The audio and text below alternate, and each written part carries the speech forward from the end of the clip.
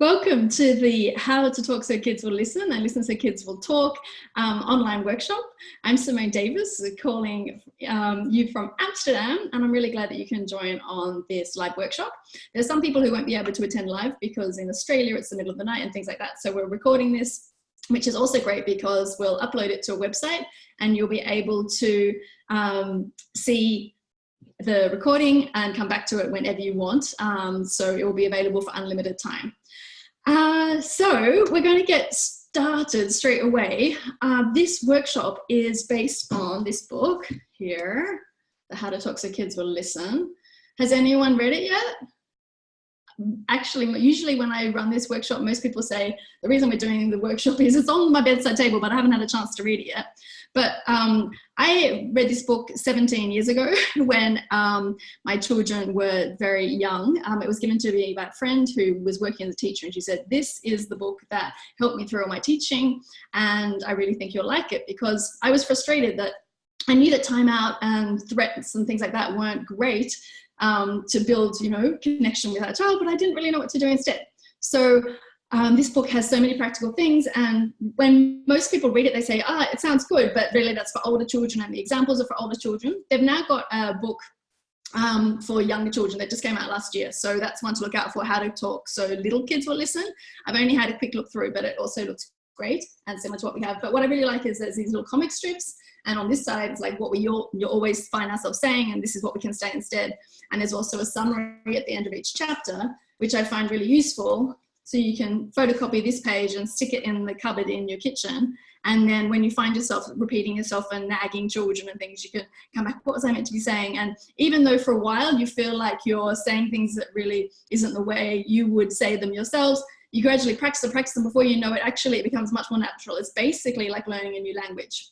I will say that you may want to jump off the call if you think it's a quick fix, because it's not. It's not the quick fix approach. It's a long-term building connection with our child and a relationship that will last into their teens. Because if you're having trouble with toddlers, it's just going to come back at you with teenagers. So we want to address and build a relationship now where they trust us.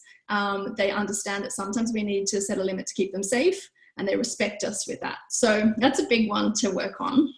I'm going to jump back to the chat to see how everyone is over here.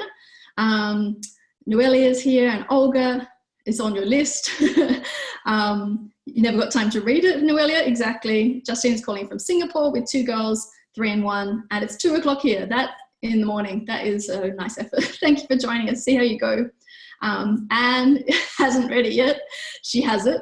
Hi all, and Kelsey from California with a 2.5-year-old. I'm sure I missed a few things in the chat. It's going so fast. So I'm going to go back and read through all of this after the call tonight as well. Super fun.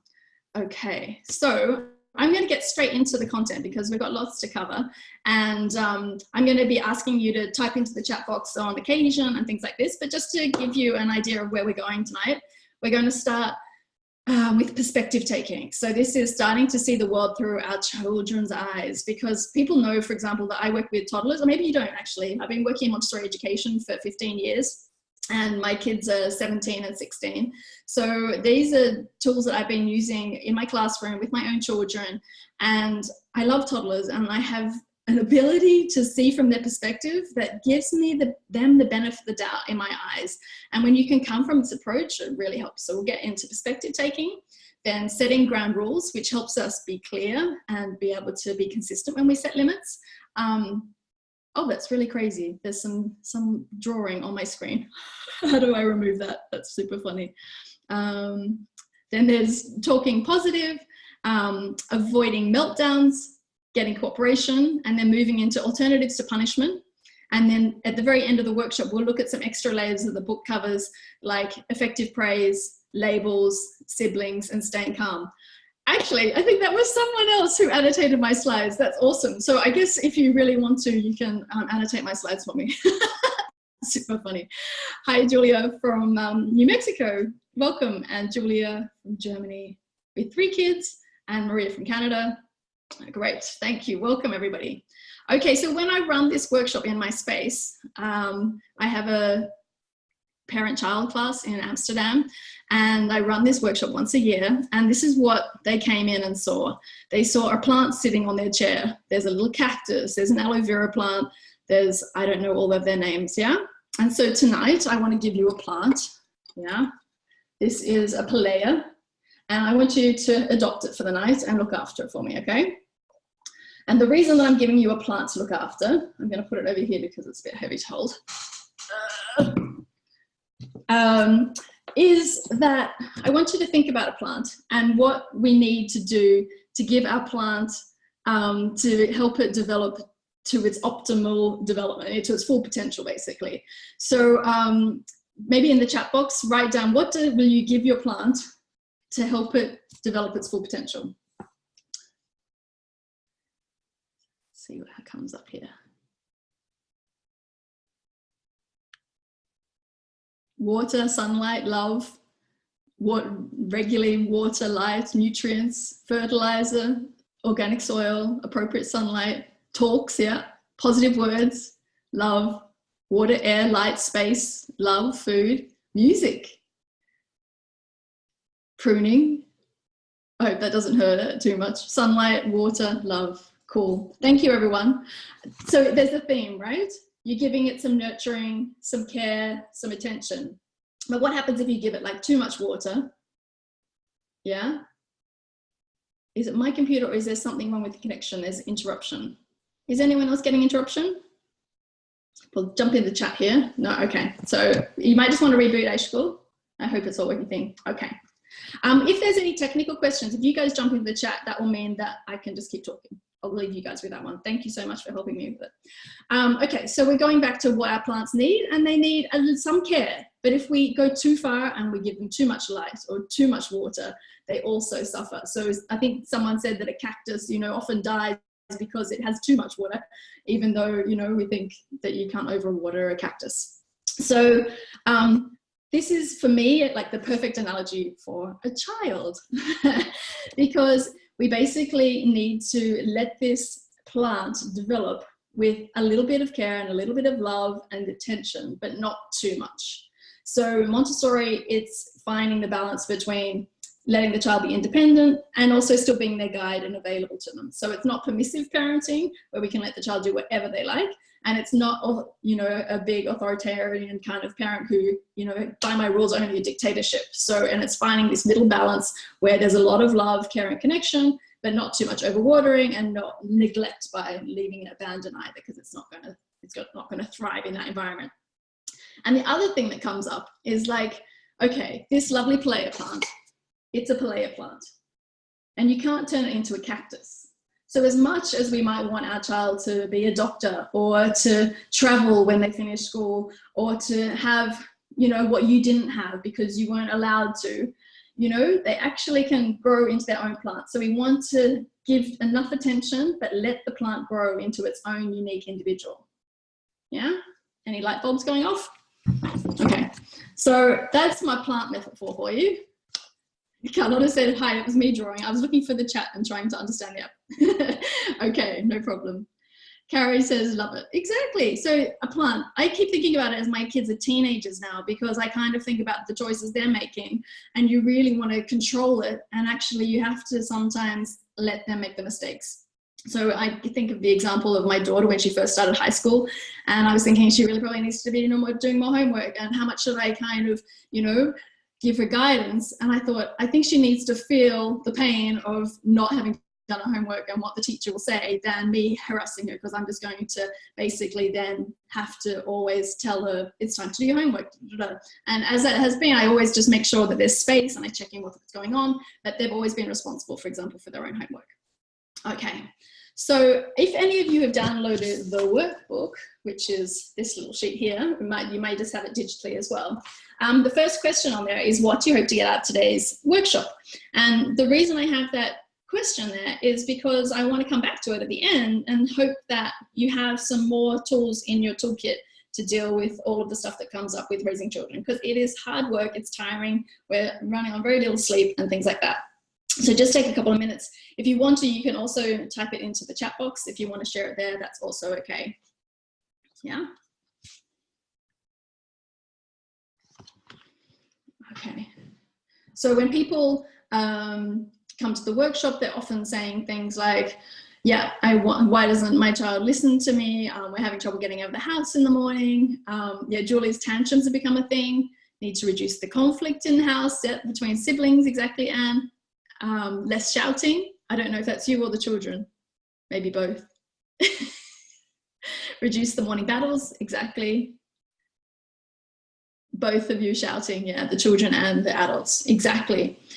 So there's a lot going on, and let's hope that by the end of the workshop you've got lots to go away with. The thing is, like I said earlier, it's a long-term thing. You have to learn a new language. So I want you to actually come back and watch the recording for this maybe once a year, because what you take away today will be with the things that you're dealing with today, and other things will come up and you'll need new ideas and reminders of how you can be that calm presence that can guide your child, as opposed to stepping in and controlling them too much. Meltdown started, yeah, having a hard time transitioning from one activity to the next, like bath time and things, exactly. How to help your toddler stop shouting every day, especially difficult with a baby at home. Awesome. Okay, so my next question is, what do you think of when you hear the word discipline? And I'm not sure if this is going to come up straight away with people typing in the chat box, but when I think of the term, I have to discipline my child, I'm kind of thinking I need to, you know, be firm with them, and I maybe even need to smack them, or, you know, old-fashioned things come up in my head about, you know, shouting and, you know, making sure that they know who's boss. Strict parenting, exactly. Limits. Discipline makes me think of something negative, made of punishments, little freedom, strict. Yeah, and that's how we're raised. Timeouts, resentful feelings, army style. And that's interesting. Noelia's for discipline, for her, is positive, and for Carrie it's controlling behavior. So lots of things come up, but a lot of them are indeed negative. And what's super interesting is the word discipline comes from the Latin root of disciple. And a disciple means to teach or learn.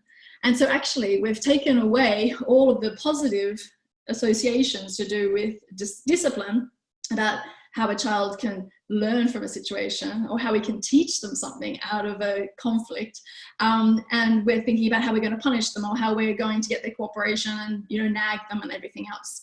So every time there's a conflict, instead of thinking, oh no, we can just think, oh good, another chance for us to teach our children something, or oh great, another chance for our children to learn. And I promise, when you make that switch in your head, it takes you out of a battle situation and into everything is just a lesson. There's no mistakes here. There's no mistakes. When we get it wrong, we can apologize. And our child is just trying to do the best that they can in their little bodies in the world, and we're there to help them through it. It doesn't mean they have to get all their way, but it means that we're a kind and clear guide to them.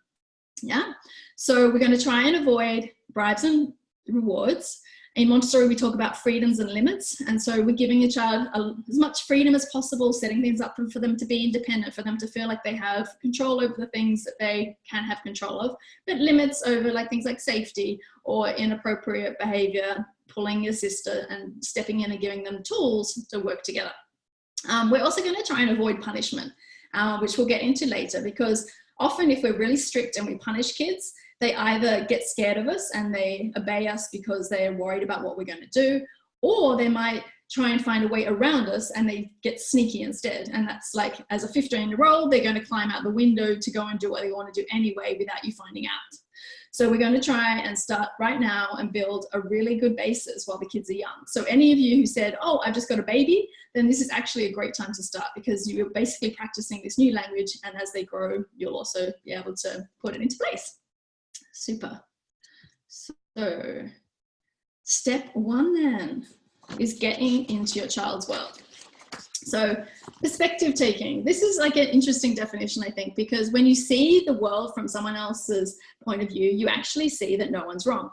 And that might be strange, but like if you think, okay, for example, bananas, who likes bananas? I like bananas. And you might say, I don't like bananas. Bananas are disgusting. Are bananas disgusting? Well, that's your opinion, but we can't make bananas wrong.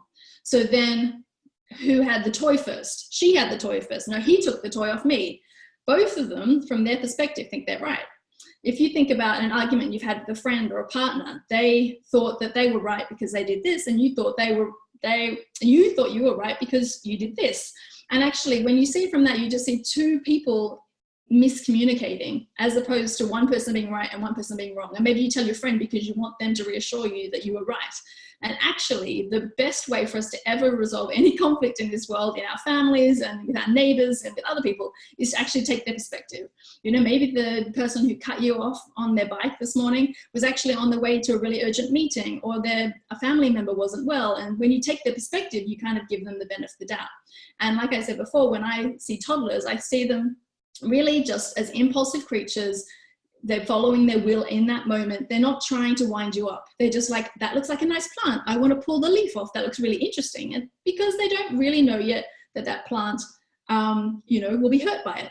Or even if you've told them 10 times that that hurts the plant, they're very, very impulsive. And so just like I always give the example of me eating at a party, because I always think, okay, I'm not going to have those corn chips because I've already had cake this afternoon. I don't need to have any more junk food. And then before I know it, you have one corn chip and they're addicted, you just keep eating the corn chips. So I know the rule, and it's just that my impulses take over. Yeah. So when you start to take that perspective, you kind of get a better idea. How we normally respond to children, is we kind of justify things, or we kind of try and give advice, or we say it doesn't matter, or we give them a lecture. So for example, I've got some responses here to what we might say to a child who's they're waiting for a toy, or maybe they're waiting for the swing, and they're really upset. They're throwing themselves on the ground because they really want to turn, the other person's working with it, right? And so you'll see the responses. So we often say, life's not fair. Sometimes things don't go our way, so we start moralizing. Or we might say, we have to share. They're everyone's toys, giving them the rules. Just get on with it. And then, why did you push him? He's just playing with it. And so again, we're kind of attacking them and not working with them at all. Come over here. How many times have I told you not to touch? We get angry at them, and we're giving them lectures and telling them what they should do. Yeah, what you should do is sit here and wait your turn. And then we start to move to a softer way to relate to them. We share by taking turns. Do you need some help while you wait? I can't let you push him. Would you like to say, can I have a turn soon? Did you really want to turn with that? Is it hard to wait? So if I was in a workshop, I'd give each of you one of these pieces of paper and say to you, how does it feel when you say that? So if I say to you, hey, life's not fair, some things don't go our way, you'd go, okay, well, I guess that makes me feel a bit better, but I'm not really sure about that. Or if you shout at me and say, why did you push him? He's just playing with it. I'd be like, I'm not being misunderstood. I just saw a toy that looked nice. I just wanted to play with it right now. And my best way is I kind of tried to ask, and then I'm going to push him because that's the best way I can communicate as quickly as possible. But, how does it feel when someone says to you instead, oh, did you really want to tell me that? Is it hard to wait? The reaction I often get from parents is like, oh, I felt like you were on my side, that you were, helping me in this difficult situation. Can you see the difference? Do you feel that vibe? So we're going to practice moving from the kind of life's not fair, try and ignore it. We say it all the time, like a child falls down and we say, oh, don't worry, it's okay. Has anyone said that? I know I have. Don't worry, it's okay. And now I shifted my language to say, ow, a bump can hurt. Or did that give you a shock? Yeah, so that is kind of a way to start giving some perspective. So instead, we want to help children deal with their feelings. We want to be their translator. So what this might look like is listening with all your senses. So you actually stop what you're doing and you listen to them. And when you listen with all your senses, you're seeing what they're going through, you're hearing what they're going through, you're maybe holding them and feeling them, but you're listening with all your senses. And it's so interesting because if you're trying to cook dinner and listen at the same time, it's not going to happen. So sometimes we have to stop what we're doing so that we can listen and be available. And sometimes that can actually save us time in the long run. So we can also show them that we listen by letting them let it out. Oh, I see. So with a young child, you might not be getting any reaction, but rather than jumping in with a story, I often find like I'm good at giving perspective, but then I want to start, giving the advice straight away. And instead I try and just, because if I don't say anything at all, sometimes my son particularly just says, did you hear what I said? But if I just make some acknowledgement that he's hearing, then more of the story can come out and they can actually work through their process themselves better and more easily. We can give the feeling a name or we can guess it. And so when I did my nonviolent communication course, in the book it says name the feeling, like, oh, you're feeling angry and those kind of things. But what they do in nonviolent communication is we guess the feeling. So we kind of say, oh, are you disappointed? And some people say, well, aren't you then putting the idea in their head that they should be disappointed? And usually they clarify, like, no, I'm just embarrassed, or, you know, and also they're giving a really rich language when you do this, because if toddlers grow up realizing there's a difference between anger, embarrassment, shame, grief, you know, they can feel all of the emotions. And I know when I was doing the nonviolent communication workshop, when someone really guessed like the feeling, like they're like, oh, is it that you really wanted like to be cared for? You like feel really touched and you're like, oh, someone actually really wants to help me and sees my pain and wants to help. Minpreet asked, what kind of communication? Oh, sorry, I speak fast. Non-violent communication. On the very last slide, I'll have some books. So Rosenberg is the author and you can look that one up. And I use a lot of, like in addition to how to talk so kids will listen, the workshop will also draw on some of the positive discipline things, as well as many books and trainings that I've done, and the Montessori approach as well. Yeah, okay. So that's giving the feeling a name or guessing. The other one I really love to do is to give the child his wishes in fantasy, or to write them down. So what it is in the book is like, oh, you really wanted to stay at the park. Oh, wouldn't it be fun if we could stay at the park for 2 hours or 3 hours or all night? Imagine if we could stay at the playground, maybe go to every playground in Amsterdam. We kind of exaggerate it sometimes to do that. Or basically, if they're melting down, they don't want to leave playgroup, I could say, oh, you really wish you could stay longer. And every time, or you really wanted another cracker. Oh, you really wish for this. And I give them their wish in fantasy, and it's a nice place to start. So before I start to moralize or anything else, the first thing I do is perspective take, and I say, you really wish that. And that kind of often helps, you know, pull out what it is that they want, or they just feel really heard. I even remember, like, there used to be a big queue for orange juicing, and I'm like, oh, you really wanted to orange juice, and someone else is doing it. And you see the child go and breathe in and breathe out, and then they walk away because, like, oh yeah, someone acknowledged what I wanted, and you didn't have to fight me and say, oh, you really need to wait your turn, and get into the problem solving mode that we tend to do as parents and adults. The other thing is writing it down is great. So this also makes the child feel like really heard. So I get out my little notebook. It's called the Montessori Notebook, my blog, for a reason. I use a lot of notebooks, and I'll say, oh, you really wanted to play with the horse and it's hard to leave it. I'll write down horse here, and then you'll know the next time you come, you'd like to play with the horse. And I hand over the piece of paper and they give me the horse. And usually that's enough just to acknowledge their feeling that they really want to play with the horse, and it will be available soon. Yeah. So allowing all feelings, but limiting unacceptable behavior. And so this is it, is like, well, if he's allowed to think anything, you know, isn't that going to mean that I'm allowing them to hurt each other and to say whatever they like and these kind of things? And I say, yeah, allow all the feelings, but you can stop it when they're hurting each other or they're saying something that's hurtful. So you can stop the unacceptable behavior. And you can still acknowledge their feelings. Yeah, you really wish you could have that toy, but I can't let you hit them. So that's where I kind of allow the feelings, and yet I'm going to stop any behavior that's not okay. Is that kind of clear? That's really important, because otherwise it becomes very permissive parenting. Oh, just let them sort it out. You know, once it's escalated to a certain point, that's when I would step in to help them and guide them in that situation. So if you have a sister, for example, acting aggressively to their new baby, you know, the first thing we want to say is, oh, you don't hate the baby, or we love the baby, you know, or trying to make them feel nice about it, or don't hit the baby, and giving them all the lessons, like those kind of things. And there's times to teach them, like, we're gentle with the baby and that's okay. But if they're really angry and being aggressive, it's like, oh, are you having a hard time? Can I help you? That is a much more supportive response in that moment until they've calmed down, and then they can be gentle and hear us better. Does that make sense? That would be my first response, is what's their perspective right now? How are they seeing this situation? They're seeing me feeding the baby all the time. They're trying to pull at me.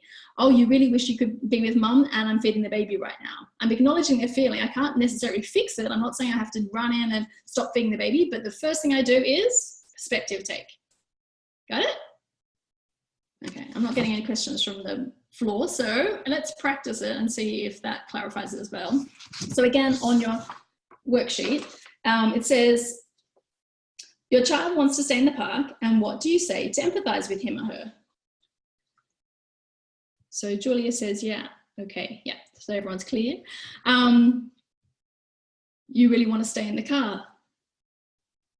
Yeah, so you're acknowledging her feeling. Thanks, Carrie. Yeah. Does anyone have any other ideas what they might say? So the child wants to stay in the park. You're really upset right now. You really want to stay here longer. We're not actually trying to get them to leave right now. We just want to acknowledge those feelings and empathize with them a little. You don't want to leave, do you? Yeah, I like that, Julia, because you're kind of also making it a question. Yeah, it's lots of fun here. So you're kind of acknowledging that they're wanting to. You love riding in the car. Oh yeah, the car. Okay, the car. I'm now saying, what's the car? And there must be a car at the playground. Exactly. Yeah. You love riding in the car. You're seeing their perspective. I know you wish you could stay. Yeah, I see you really like it here in the park. I understand you like it. So if you start from this place, the child thinks, oh, mum and dad are on my side. It doesn't mean we're going to stay at the park, but that perspective taking also helps you realize it's going to be hard for them to leave. And how am I going to help them? And that's going to be our next step. Great. And so another one would be like the child's upset because they want another toy that the other child has. So do you remember some of the things we talked about already that were like a more appropriate response to, you know, someone, your child starting to grab someone else's toy, and what you could say to them? Just to acknowledge their feeling in that moment, not necessarily getting into problem solving and those kind of things. You want to turn with that toy. I see you really want that. Yeah, you really like this toy. You also want to play with that toy, no? It looks like a nice toy. I understand you really want this toy. You guys, you've got this. Yes, exactly. You're exactly trying to get into their mindset.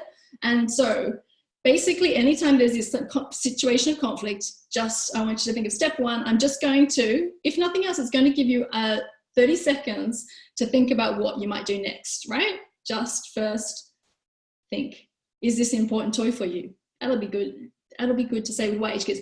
Rebecca, I say that to any age child, even really young ones, because we're practicing the skill. So if I see a baby in my baby class reaching out to another baby, I'd say, oh, it looks like you're really interested in that toy. Is that the one you wanted to play with? Yeah. Great. Okay, so we're moving then on to step 2, which is setting some ground rules. And I always ask parents in my workshops, like, does anyone have any ground rules in their house? And your children might be, I think the eldest was about 5 and most of the kids were 3, 2, 1. And often they don't. Does anyone here have ground rules or not have ground rules, or you want to set ground rules or you're not sure what ground rules are? Ground rules are house rules and that kind of thing. Natasha has some rules. No to hitting the dog, taking off shoes after you enter the house. We don't have it, but we think you should agree on some. Not sure we have. Yeah, no touching the stove. That's a safety one, yeah. We don't hurt each other. Basically anything that's dangerous or violent, We try to have no jumping on the couch because it's not working. To be polite and kind to each other. Wash hands when we get home. Not really having ground rules, feel like we're not consistent. We don't walk with food. Yeah, so there's some good examples coming through. So some people don't have any, some people have some, and we'll talk about if you don't have any, or maybe you just want to consolidate them, because if we have so many rules for everything, the child's going to feel like they live in a dictatorship and that there's so many rules that they have no freedom. So I usually say, like, have a handful. And some of them can be more general, like we're kind to each other, so that can kind of cover hitting and biting and kicking and these kind of things and being gentle. But when we have too many rules, you'll find it's just too hard to keep track of. You'd have to go back to the fridge every time to check yourself, but some big ones. So I often give examples in our own house of what we've had. So one is we're kind to each other in this house. And I got this idea from Michael Gross. He wrote this book, Thriving. He's an Australian parenting guy, but his ideas really match the Montessori approach. And I found this stuff really useful. And when I was at a workshop with him, he said, you know, I once heard that my kids, you could have a rule that we don't, like, when we're kind to each other, you don't have to tease each other. I'm like, wow, there can be a rule, no teasing each other. This is great, because like this, no, or I'm going to be in the front first, you're so slow, and all this kind of thing. And just if you just have this regular rule, like we're kind to each other in this house, yeah, I can actually get behind that. And I'll feel okay to say that rather than not sure how I should react every time they're unkind to each other. And then another one could be we eat at the table, rough play by mutual consent. Oh, that's a good one, actually. So we eat at the table is one that we have practically, because I like food staying at the table. I also want meals to be about connection and communication and not running around with food. And you don't even really taste your food. Like if I'm answering email and eating my lunch, I don't even taste what I've eaten. So it's so good for them to learn from a very young age to eat without distraction, without the TV on, without playing, you know, are you eating or playing, that kind of thing. And then the rough play by mutual consent is a mouthful, but my kids knew what it was. And that is the kids need to do rough play. They need to be able to rough and tumble. And I had a daughter after my son, so you know, she was getting squashed, but it's still okay for her to be in that situation. But we came up with a rule that if someone said stop, then it meant stop. Because no is tricky. It's kind of like, oh no, stop tickling me. But it's really hard to know if it's a real hard no. But stop is super clear. So I could just say stop. Someone says stop, and I say, oh, I heard someone say stop. Rough play by mutual consent, and it just reminds someone, oh yeah, okay, yeah, we need to stop now. And I really never had any troubles with it. That would go away. Sorry, Azura had a question. How do you get them to leave the park after you acknowledge his feelings and they're still not convinced? We'll get onto that with getting cooperation, Azura. Yeah, great. And Cami had the same question. So we're coming to it, don't worry. I just want you to think step 1 first, acknowledge their feelings. Step 2, be very super clear on what our rules are. Use your words, not your fists. So actually, I think it's fine for people to disagree. So just like I said, everyone's right. It's okay for them to think that going to the park's a good idea and the other one to think that going to the cinema is a good idea, or whatever it is. Or someone thinks that that music's nice and the other person doesn't like it. I don't mind. I think that makes for interesting conversation, but I'm not going to let you hurt each other. So that's very clear in our house. And then there's no teasing, and in this house is just its own rule because it comes up so often. So basically, I might skip straight on, but you could take a moment to write down then after the workshop, maybe with your partner, or if you don't have a partner, you know, by yourself, just think, what are the things that are really important to me right now? And they can shift, they can change over time, but this is what they are right now. And maybe make a note in your diary to come back and review them in 6 months to see if they're still serving you or if they need to be adjusted in any ways. Yeah. Is that clear? Okay. So step 3 is talking positive. So, okay. Thank you. Someone says they like my ground rules. I do too. Okay. So I always think there's a positive way to say everything that you want to do. And so when they hear no all the time, kids just tune out. They kind of think, oh, your mum's just said no 100 times. No this, no that. And there was some statistic, and I wish I'd written it down, that, you know, parents say no more than 100 times a day. It was something really crazy. And it's so true because we have to keep them safe and all those kind of things. But it means that when they try to climb up on the table, we say, no, don't climb. And when they go and try and touch a PowerPoint, we're also saying, no, don't touch that. So we don't know which one's more dangerous. No, don't touch the baby. No, don't touch the PowerPoint. They're all equal in their eyes. So what I try and do is, other than safety things, is to talk positive in a positive way. So I want to show you how confusing it is to a child as well when you say don't. So you might need to clear your space right now. I'm going to do this with you. I'm going to read out some instructions and I want you to follow along, okay? So don't sit down. Don't look at me. Don't put your hands by your sides. Don't stand still. Don't close your mouth. Don't stand up. Don't open your mouth. You know, it's kind of, I have to really think about what is it that I'm even trying to get you to do. Was anyone else confused for a bit? Like, don't sit down. What does that mean? Okay, I have to stand up. So if that's confusing for us and we're in our 30s and 40s, imagine what it's like for a 2-year-old. It's like, oh, all I heard was stand up, so I'm going to stand up now. No, all I heard was sit down. Okay, sit down. Now don't put your arms by your sides. That means I have to put them up in the air, like they're not going to get it. Yeah? So if instead, yeah, Minfred says, this is amazingly confusing. Don't think of pink elephant. Yeah, and we're all thinking of the pink elephant. Exactly, Mickey. It's a helpful exercise. Right, so now if I say stand up and look at another person, there's no one else here, but I'm going to look around. Raise your hand, open your mouth, close your mouth, clap your hands, sit down. You know, it's so much clearer just to say what you want them to do. So if you want them to sit down on the chair, tell them, sit on the chair. Much easier. Okay, great. That was a helpful exercise. Good.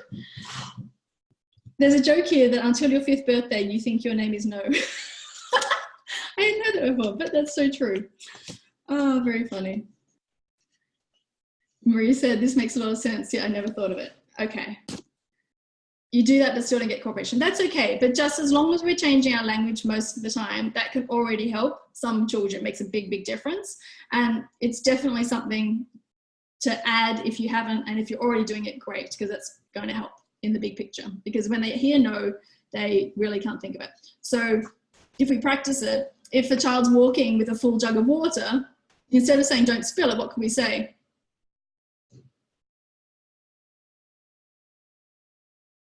Hold it, yeah. Hold it with 2 hands. Hold it with 2 hands, exactly. Be careful with the water, walk slowly. Yeah, so you're giving them instructions that are going to make it successful. 2 hands, yeah, I like those a lot. When the water spills, instead of an uh-oh, what a mess, someone actually asked, is uh-oh as bad as no? And uh-oh can be, because they learn that that's wrong and that's bad. We could say something like, oh, I see a puddle on the floor. Let's go get the mop. Yeah, so when the water spills, instead of uh-oh, you know, oh, just get straight to, there's water on the floor, let's help to clean it up. Exactly, it's a much more positive way.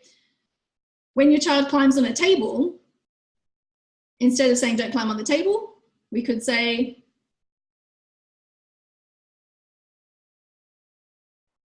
we keep our feet on the floor, we sit on chairs, bottom on the chair, stay on the floor, let's sit. Anne's finding it hard. It is hard to think of other things. So every time you're stuck and you're thinking, oh my gosh, I repeated myself 100 times today, you will. Then write down in a notebook and think about it later with a cup of tea or a glass of wine, whatever your beverage of choice is, you know? So practice. The ones that you find yourself saying all the time that are things at the moment, like don't climb if they're going through a climbing phase, or don't hit the baby, just think of other ways that you could say it instead. Okay? And the last one I had was the child's drawing on the table or they're painting on the easel. And so instead I want to tell them, you know, on the paper, or yeah, pen stay on paper. Exactly. And it was really funny because I have a family who come to my classes and their phrase is sitting, eating is a sitting job. Yeah, something like that. So I hear her say often, eating is a sitting job, but it's also something that you want to like because you need to say it a lot, and it's repetition because, like we said before, they might know the rule, but they're, you know, a prefrontal cortex, they're basically, it's developing into their early 20s. So you have to, you know, the prefrontal cortex is this part of the brain, and that's where all your self-control and rational decision-making takes place, and it's developing until you're early 20s. And so we need to be their prefrontal cortex, I like to say. And so we have to do that thinking for them, which means lots of reminders. So think about something, you might need to say it 500 times. Yeah? Tables aren't for painting. Yeah, I wouldn't do the tables aren't for painting. I would, yeah, keep it just to the paint stays on the table. Yeah, exactly. Good, Carrie, that you picked up. That's not so positive. It is hard. So just keep practicing and talk about it with your partner, with friends, and think, I keep saying this and I can't think of something else I could have said instead. Yeah, great. Okay, so the time when to say no is when safety is at stake. So when my son actually went over and crawled over and went close to the power point, electrical outlet, I'm not sure what everyone calls it around the world, then when I said no, he literally broke into tears because he was so scared and shocked. And actually I don't mind, because I want him to be scared and stop what he's doing straight there. And also, to be super clear, I would go over, pick them up and remove them from the danger, because you need a very strong signal, not from the other side of the room, don't touch that, don't touch that. It's like literally go over, no, I can't let you touch that, it's not safe. And he goes straight back, I can't let you touch that. They're still going back, change the environment. So in our old classroom, there was a wire hanging halfway down the wall, and the landlord just put a little shoebox over and kind of screwed it into the wall, and no one even noticed it. But if I had have left it exposed, the kids would have wanted to touch the wire that they weren't allowed to. So you can also change the environment if they keep going back to do something dangerous. If they're always running on the road, then it's a no. It's like we hold hands on the road. And if they're continuing to, you know, stop that, then you may need to take a pram or a buggy or a pushchair and say, we hold hands, or I'll put you into the buggy.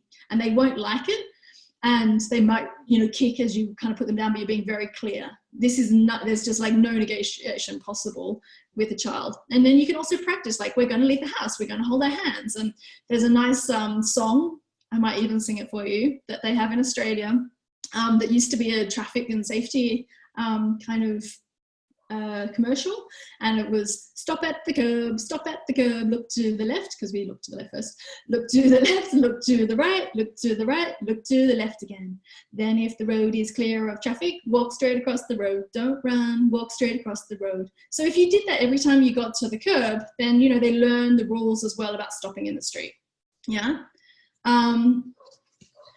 This is where my 2-year-old throws her mega tantrums, which often makes the situation more unsafe. Yeah, running to the street has been the hardest for us. And what to say when they're screaming or being violent and still sound positive.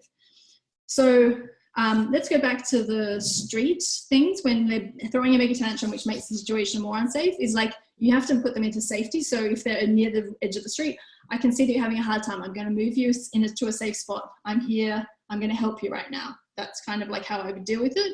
And you just have to, if she's going to hit her head, like, I'm going to put my bag here under your head. Yeah, it's really difficult. You really don't want me to hug you right now. We'll talk about tantrums as well, because when we set a limit, they might not like it. So I'll definitely cover how we can get the tantrum to stop and then what to do afterwards. But running to the streets, basically that's when you can say no. I'm not saying don't say no and be all laissez-faire. It's like when we need to set a limit, we will, but we'll do it in a different way. When we need to say no, it's like safety. Yeah. What to say when they're screaming or being violent and still sound positive. We'll talk about that with tantrums, I think. Great. Okay, I want to stay on track, otherwise it's very easy with this subject to get carried away. Cool. Okay, it's getting very close, because that step 4 is already avoiding the meltdown to start with, right? Riley's asking, what do we say when my 3-year-old shouts and speaks badly to us? That would be about a limit setting, so I'll do that a bit later. My daughter says she wants to walk to the car by herself, but when we let her, she bolts and tries to run back to the park. Yeah, so if you say she wants to walk to the car, okay, we're walking to the car and we're going to hold hands. Or you really want to walk by yourself and I can't let you. So we'll talk about this more when we actually set a limit, like that she needs to think. But if she shows that she can't do it, so it's like, yeah, you said you wanted to leave and we didn't. I'm really sorry about that. I'm going to help you leave the park. And then you would leave as well anyway. And then the next time it happens, do you remember last time when you ran away and you went back to the park? Now I'm not sure if you're going to hold my hand. Are you going to hold my hand? And then if she doesn't hold her hand again, then you really have to build up that trust. Yeah, but you can actually use that as a learning experience for the next time. I hope that helps, Maria. Okay. So avoiding meltdowns. So these are 10 ways to avoid conflict that are not tricks, because I kind of felt like I was a marketing agent for a while when my kids were small. Like, how am I going to get them to go to the supermarket with me when they want to go to the park and everything else? Like, how am I going to kind of trick them into doing this? And we don't want that to be that. We want it to be coming from a genuine, loving place that is, you know, not manipulative. We can do that. Some of the things we might even say, they might even sound like you're bribing, like, but it's the way you present it. Because, for example, you could say, we'll go to the park if you're good, or you can say, we're going to the supermarket and then we'll go to the park. It's kind of like everyone gets their needs met, because you want to go to the park and I need to go to the supermarket, but it's not if you're good. It's not that conditional stuff about that makes it a bribe and how we present it. Okay, so this is how do we avoid the meltdown in the first place? It's kind of like, this is just before we even are not getting cooperation. It's being prepared. So for example, if you're going on a train, then you're going to need to take some things with you to help them, because kids don't like to sit still. And if the train is 3 hours long, you know, we all know with aeroplanes and that kind of thing, is to be prepared. Even if you're dropping into the doctor, it's like, just imagine the doctor's going to be delayed for half an hour. I need snacks, I need water, and I need something for them to play with. That's not a telephone, you know, be prepared. If you're going to a cafe and you want to have a coffee with your friend, don't think I'll just give them my iPhone. You can think, okay, how can I be involved? They're starting to get agitated. Let's go for a walk. We'll go and see what's happening in the kitchen. We'll go outside and pick up some flowers for a little bit. But be prepared to not just have, life with children means that we might have to change our adjustments. Doesn't mean it has to be all about the child, but definitely think, I'm not going to be able to sit down for an hour and have a coffee with my friend and my child's just going to sit there patiently. So I'm going to be prepared and make it as easy as possible. Yeah. Then we want to allow them time to process what we say. So this is really interesting, because when we go to tell them that we're leaving, we say, can you put your shoes on? And then we say, I told you, put your shoes on. Are you coming? And we say it and we keep saying it. So this time I'm going to count to 10 in my head. I'm not saying counting aloud. So I'm going to say, okay, we're leaving now to go to the shops. Can you put your shoes on?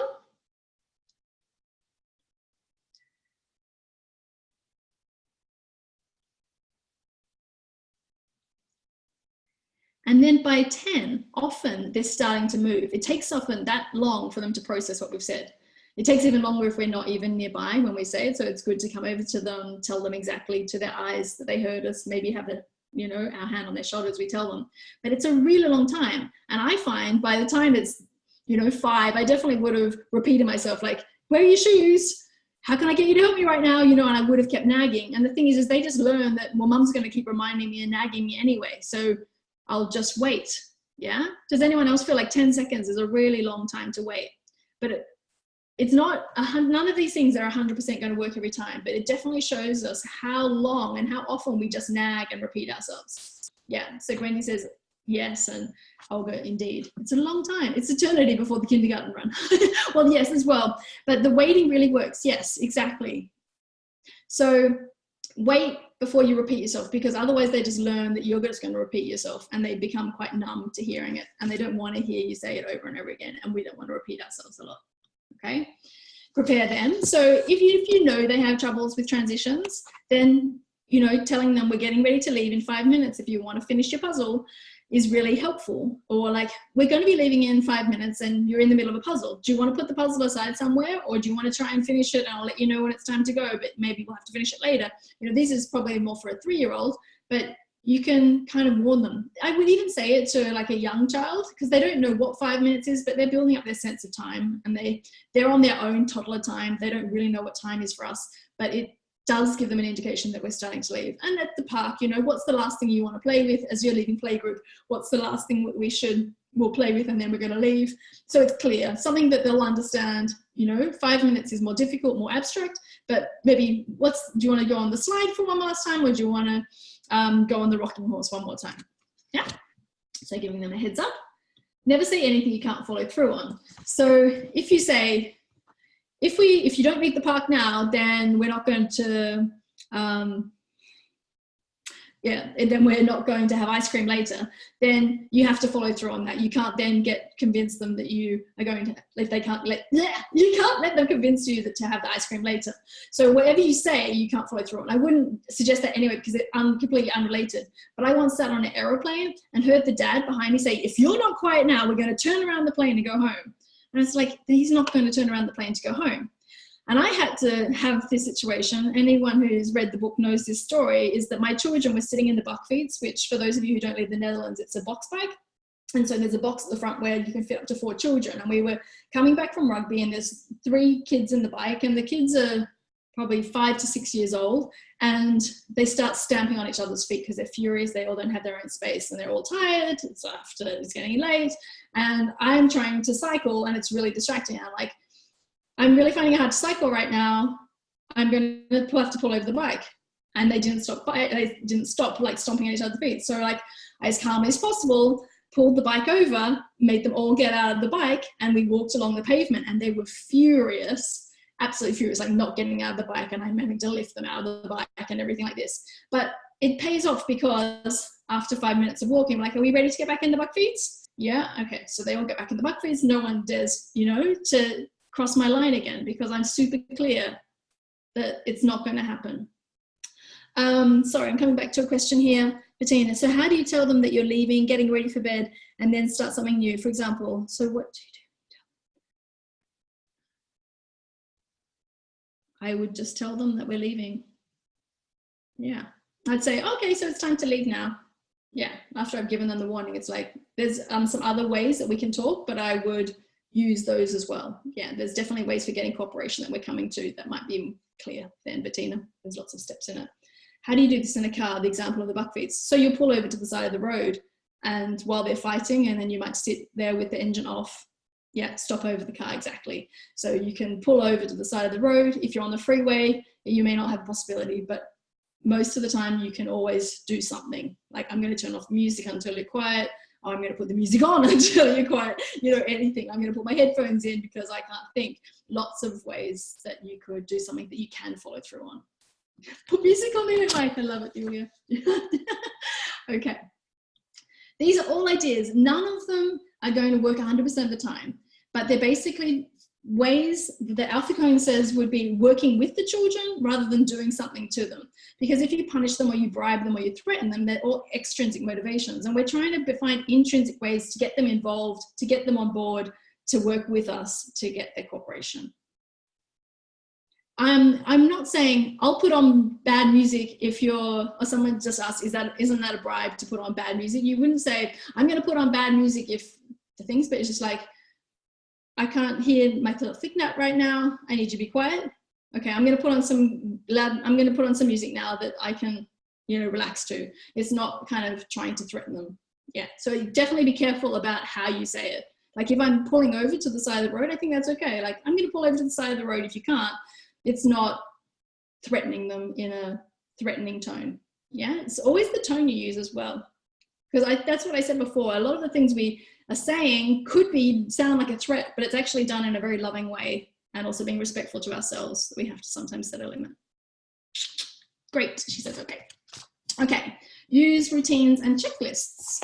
So this is great for kids who have trouble getting out the door. I already had one question come in earlier, which was, I might even use it right now, that Jack is 23 months old and has become very resistant to getting dressed in the morning. I've tried to give him choices, not all on the same day, in the clothes which he wears, 2 choices, in the order in which he gets dressed with help or the activity, to get dressed first or brush your teeth, or more recently to have played music, which he loves to get motivated. And the music looked like it was working, but it didn't last long. He preferred to run off and jump on the bed, brushing his teeth. He's met with the same resistance.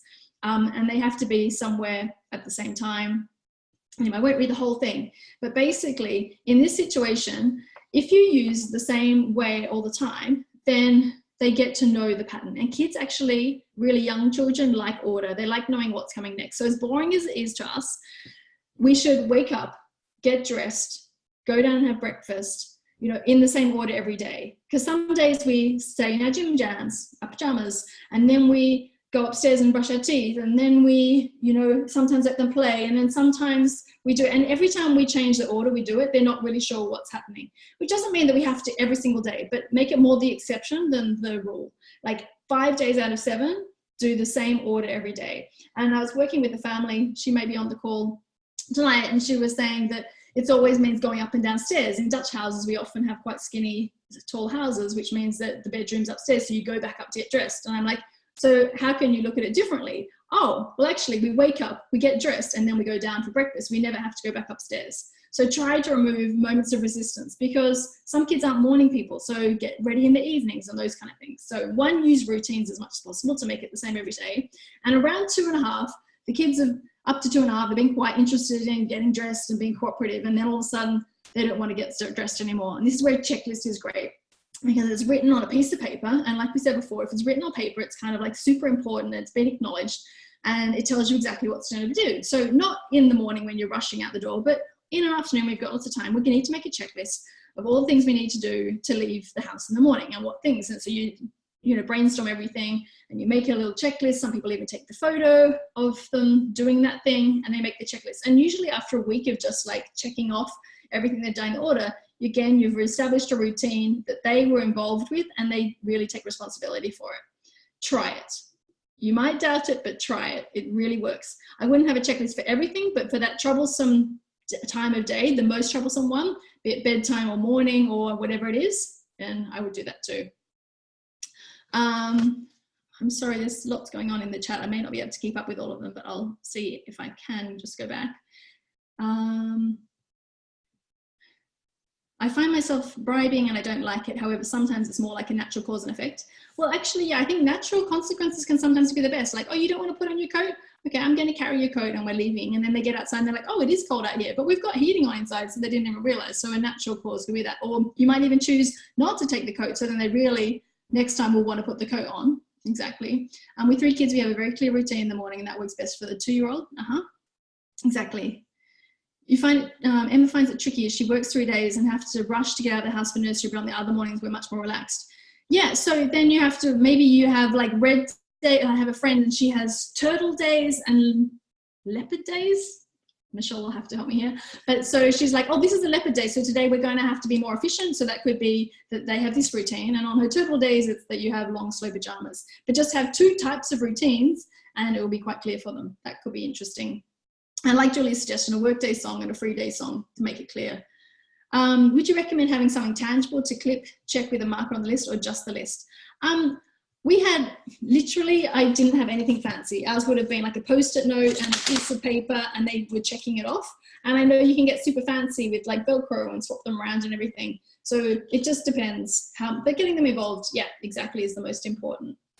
That's great, Natasha. Okay, so that's the routines and checklists. And teaching and practicing skills, encouraging their independence. Okay, so Montessori, some of you may know, and if not, I suggest you go and watch like an introduction to Montessori workshop that I've got online, that we want to give the children as much independence as possible, and we take time for them to practice these skills so that they can be more independent. So it takes longer in the short term, because where they want to put on their own shoes and it takes longer. But in the long term, we're getting children who can get themselves dressed, can get their own lunches ready, that they can help us around the house, and they can start undressing themselves, they can pull up their pants, you know, so we're not expecting them to do everything. Because when I first heard this in Montessori class, I'm like sitting there and thinking that my son should be able to put his shoes on first because everyone else can, but we hadn't started scaffolding the skills. So it's teaching the skills to them. I really like the Montessori coat flip, and I don't actually have a coat here, so I'm going to improvise with my jumper. You'll have to excuse me, I can't believe I'm undressing on an online webinar. Okay, so this is my coat, and I lay it on the floor. This isn't going to work so well, but basically this neck end is down at my feet, so the coat line kind of looks upside down, and I wiggle my hands in here, and then I shimmy it down my head like this, and I can actually put the coat on myself. So from about 1.5 to 2 years old, you can actually teach a child to do that. I can't see myself on the camera, so I'm not sure if you can see that, but that gives you an idea, yeah, of how you can teach and scaffold that skill. So some of the younger ones are going to have to shimmy their hands in, and but in the Dutch daycares, a lot of them use that Montessori coat flip, that they basically say it. Maria says at my daughter's school, they say flip it, yeah. So, and it is true, it's like a magic trick. People get quite surprised because you have to lay the coat on the ground in front of them. But anyway, Google Montessori coat flip, and actually I'll make myself a note to add a video, yeah, to the show notes. Montessori coat flip. So you can watch that if you're not sure what I'm talking about. Cool. So you're taking the time to give them the skills to start with. So this is kind of ways of avoiding the meltdown of them not wanting to do it. If you set things up at your front door for them to get themselves ready, then it's going to help your departures in the morning. Bettina says she does it with all the clothes and it works really well here in school too. Frankie's teaching it to everyone in the force ball. I love it. Going to use it, easy and fun. Okay. And Gwendy said her second child's actually more independent because she has less time. It's so true. Sometimes they pick it up more. And that's actually one thing that I got out of this book, Thriving, is like pretend that you have 4 children because you couldn't deal with everything that was going on. And so you have to give them more space. Sometimes we need to keep ourselves busy because we're the ones that are nagging them. So if they're really finishing a puzzle, like, okay, well, you finish that puzzle, I'm just going to go and get my coat and then I'll be back. You know, by the time they actually have finished the puzzle, they're on their way to getting their shoes on. Yeah, okay. Giving them a choice. Some kids don't like choices, some people do. And we talk, they're age-appropriate choices. They're not like, which school do you want to go to, but which country should we live in? But it's, would you like to put on the red shirt or the blue shirt? And have out 2 available. And if they're not, many people already have a basket with 2 appropriate choices available. If you don't want them to wear the pink tutu, don't have the pink tutu in the cupboard available. Have it high up, stored out of the way, yeah? You can have, would you like to jump to the bath, or would you like to hop? Would you like to be a tortoise, or would you like to be a giraffe? And, you know, those kind of things make it more fun. And even like I've had kids saying, anyway, just, would you like to put on your coat or your shoes? This is one on the slide as well. Exactly. So giving choices can, for some children, really just start getting them involved and help the situation. Using a clock or timer to beat. So I don't love timers because it can just become like an external thing. But for a moment of time, for like a period, like a week when they're struggling to leave the house or something like this, you might want to set a timer to remind them. Or if they're learning toileting, rather than it being you having to remind them every hour, you can say, oh, the timer's going off again, it's potty time. So it tells them that it's time to go to the potty. That's when you're starting to introduce it, because gradually they'll take over responsibility for it. But for a little while, you're wanting to remind them at regular periods, and something like a clock or a time is a bit like the note. It's something else. Oh, the clock's telling me that it's time for us to go. The timer. So if those children who don't really know what 5 minutes is, they love setting it 5 minutes on the timer on your phone, and then they hear it go off. So that can be a good way to kind of do it. The other thing is rather than with siblings saying who's the fastest, which builds competition, it's like, how fast can we leave the house this morning as a family? Because we would do that in our house, and whoever was ready first would help the last person. And sometimes it was me that they were helping because I was the last one ready. So it's kind of working on collaboration as opposed to competition. Yeah. Using a sense of humor or changing your tone of voice, for example, whispering. And using a sense of humor, I think in general, the dads are better at this. Mums, we get super practical and we maybe spend more time with the kids in general, and we lose our sense of humor. But, you know, a kid like me going, oh, does the shoe go on my nose? No. Does the shoe go on my thing? Does the shoe fit on my foot? Oh, it's too small. No, so it goes on my foot, you know. So they're, you know, just make a little joke about it can be a nice way to break the situation. And also if it's just, you can feel the energies rising, bad energy, then a little joke, singing, that kind of thing can really help. And if they start shouting, then instead of shouting back, which just means the whole situation is getting louder, if you actually whisper, they'll be like, what did she say? What did she say? What did she say? You know, so it's really, really useful. And it says we use the radio when leaving the house. When the lady's talking the news, we need to leave. Yeah, that's exactly like a timer. Great. My husband has threatened to wear my daughter's shoes if she won't come and pick a pair. So I want to see him follow through on that one, Maria. So those kind of things, yeah. That might be one going back earlier about following through. But sense of humor, it can help, definitely. Changing the environment. So if, like I said before, they're always touching the glass cabinet, or you're saying, don't touch the remote, or don't touch my phone, these things shouldn't be available for them to touch. So put a couch in front of something that's super interesting, clear away all the cords, put the glass cupboard into storage until the children are a bit older so you can all be more relaxed. Because if you have to keep continuing to set that limit all the time, it's going to drive you crazy if you can just change the environment.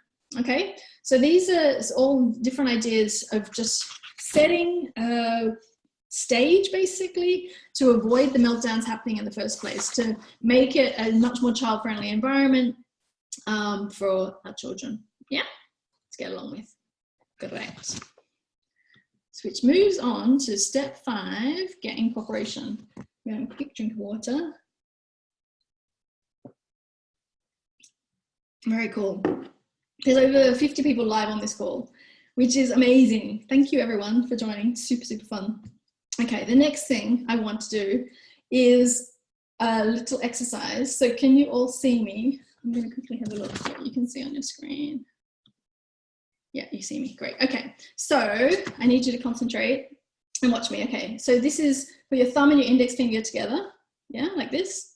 I can actually see some of you and I can see you're not doing it. So put your thumb and your index finger together and I want you to put it onto your chin. Yeah, put it onto your chin. Everyone got it on their chin?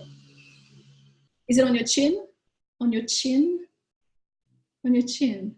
So my very first step is to show and not tell, right? Did anyone fall for that?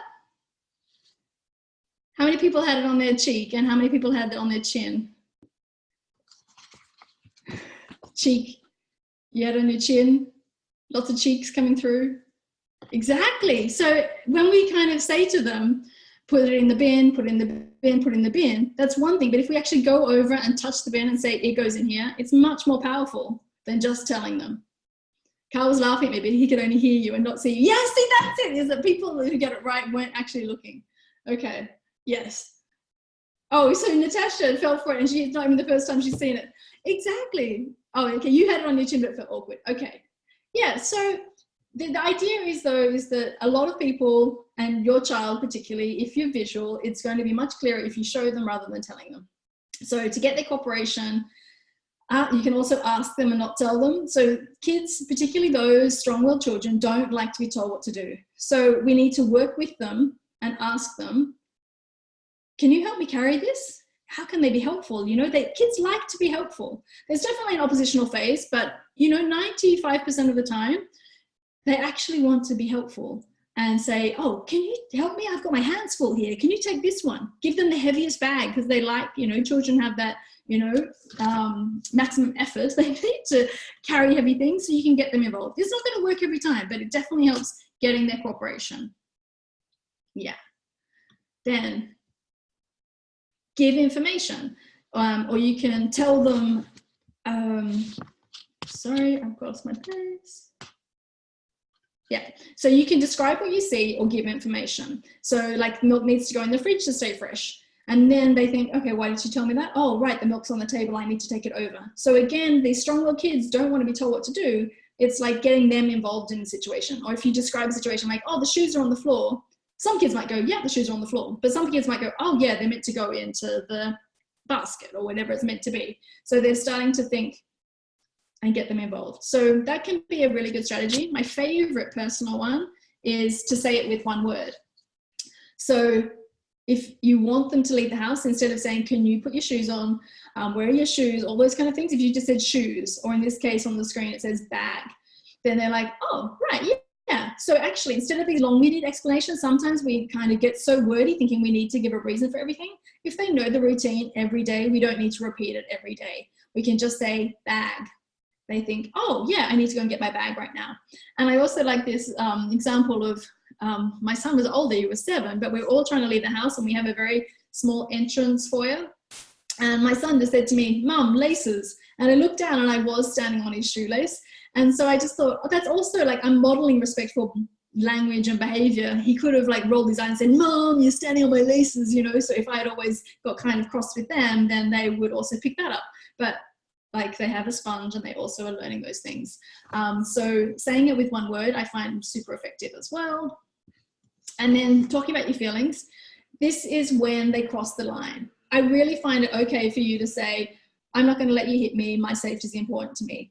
And I was talking with my daughter about it today because, like, yeah, it's hard to set boundaries with people and it's hard to set boundaries with our kids. But actually, once we get clear on how we feel okay about setting our boundaries, then they will respect that as well. And you're actually modeling for them how that they can stand up for themselves if someone's not kind to them in the playground, or their friends even not kind to them. It's like, you know, that doesn't make me feel nice. I'm just going to go and make a cup of tea right now is what I would say. But a younger child might say, that doesn't make me feel nice. I'm going to go and play with her unless you want to play in a kind way with me. So talking about your feelings doesn't have to be, you know, making them feel bad and manipulated. But if on those occasions that they've crossed the line and gone too far and they're not feeling respectful, I think someone put it in the group chat earlier as a question, like, what if they're not being kind to us and speaking disrespectfully? You can say, you know, that actually doesn't make me feel nice.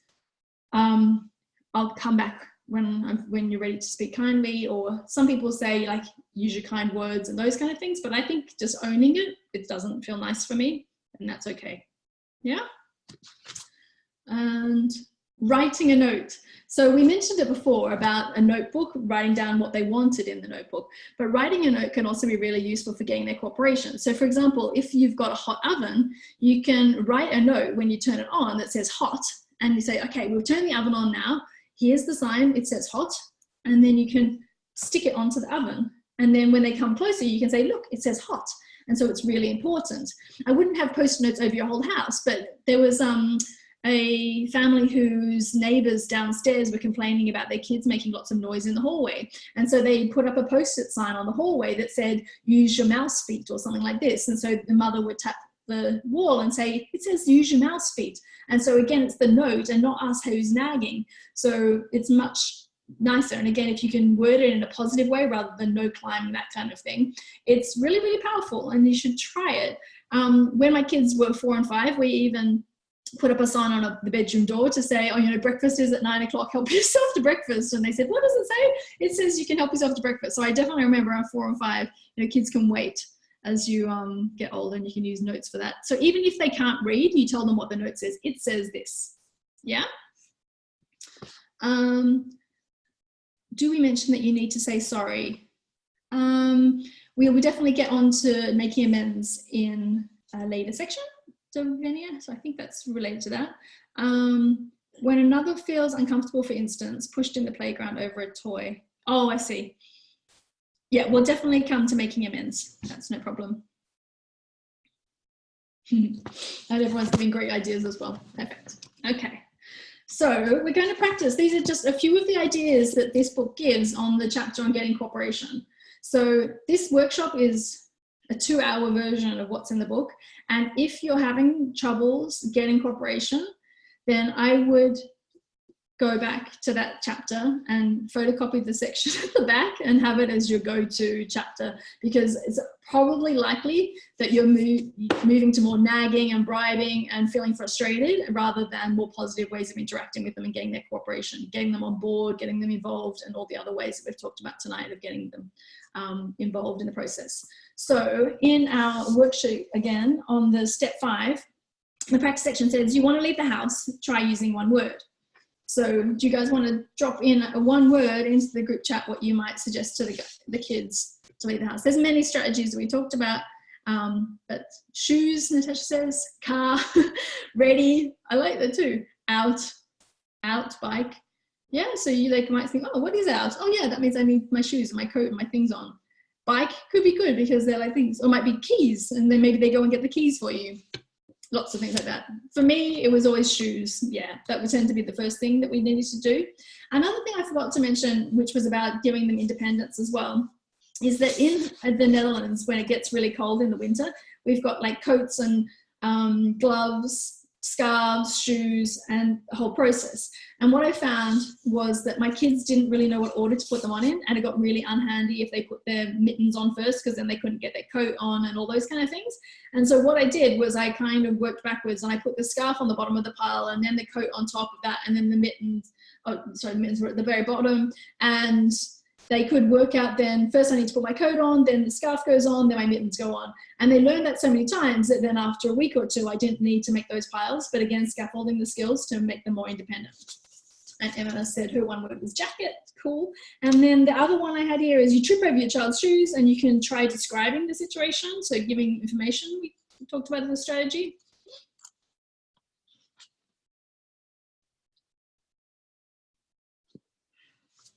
And everyone in the chat room goes quiet. But you could just say something like, oh, the shoes go in the basket. Yeah? You're basically giving information about where the shoes are going to go or what you wanted to do with shoes are. Oh, shoes go here. Yeah? Your shoes are on the floor. Yeah. So describing it, not trying to give instructions like you, or getting to the blame, like you always leave your shoes there, or you guys are such a mess, or you don't deserve shoes. You know, we come out with some great things when we're really tired and frustrated. So if we start to, think of other ideas, mostly calm, then it works better. Show you where the shoes need to be. Yeah. And when they still don't listen after a million times, well, that's great, because it comes straight into our next section on, look at the next slide. It says, and if they still don't cooperate, normally you'd send them to timeout and punish them, or we try and think of something to do to them to say it's not okay, or we start to get angry and shout and we lose our temper. And instead we're going to remain kind and clear, but we're going to make stuff happen, okay? So I love the example of,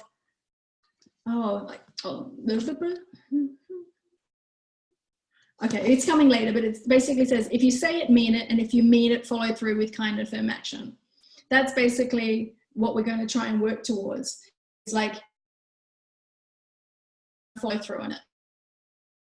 Mean it, and if you mean it, follow through with kind and firm action.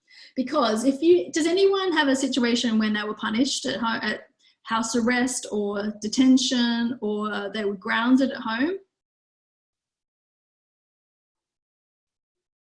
And if you think about it, I know I was put on detention. Did you have more connection with the person who punished you, or less connection after it? Okay, so Carrie, we're going to work with you. She had countless times got in trouble. Okay, Carrie, did it make you feel more connected to the person, or did you like them less when they punished you?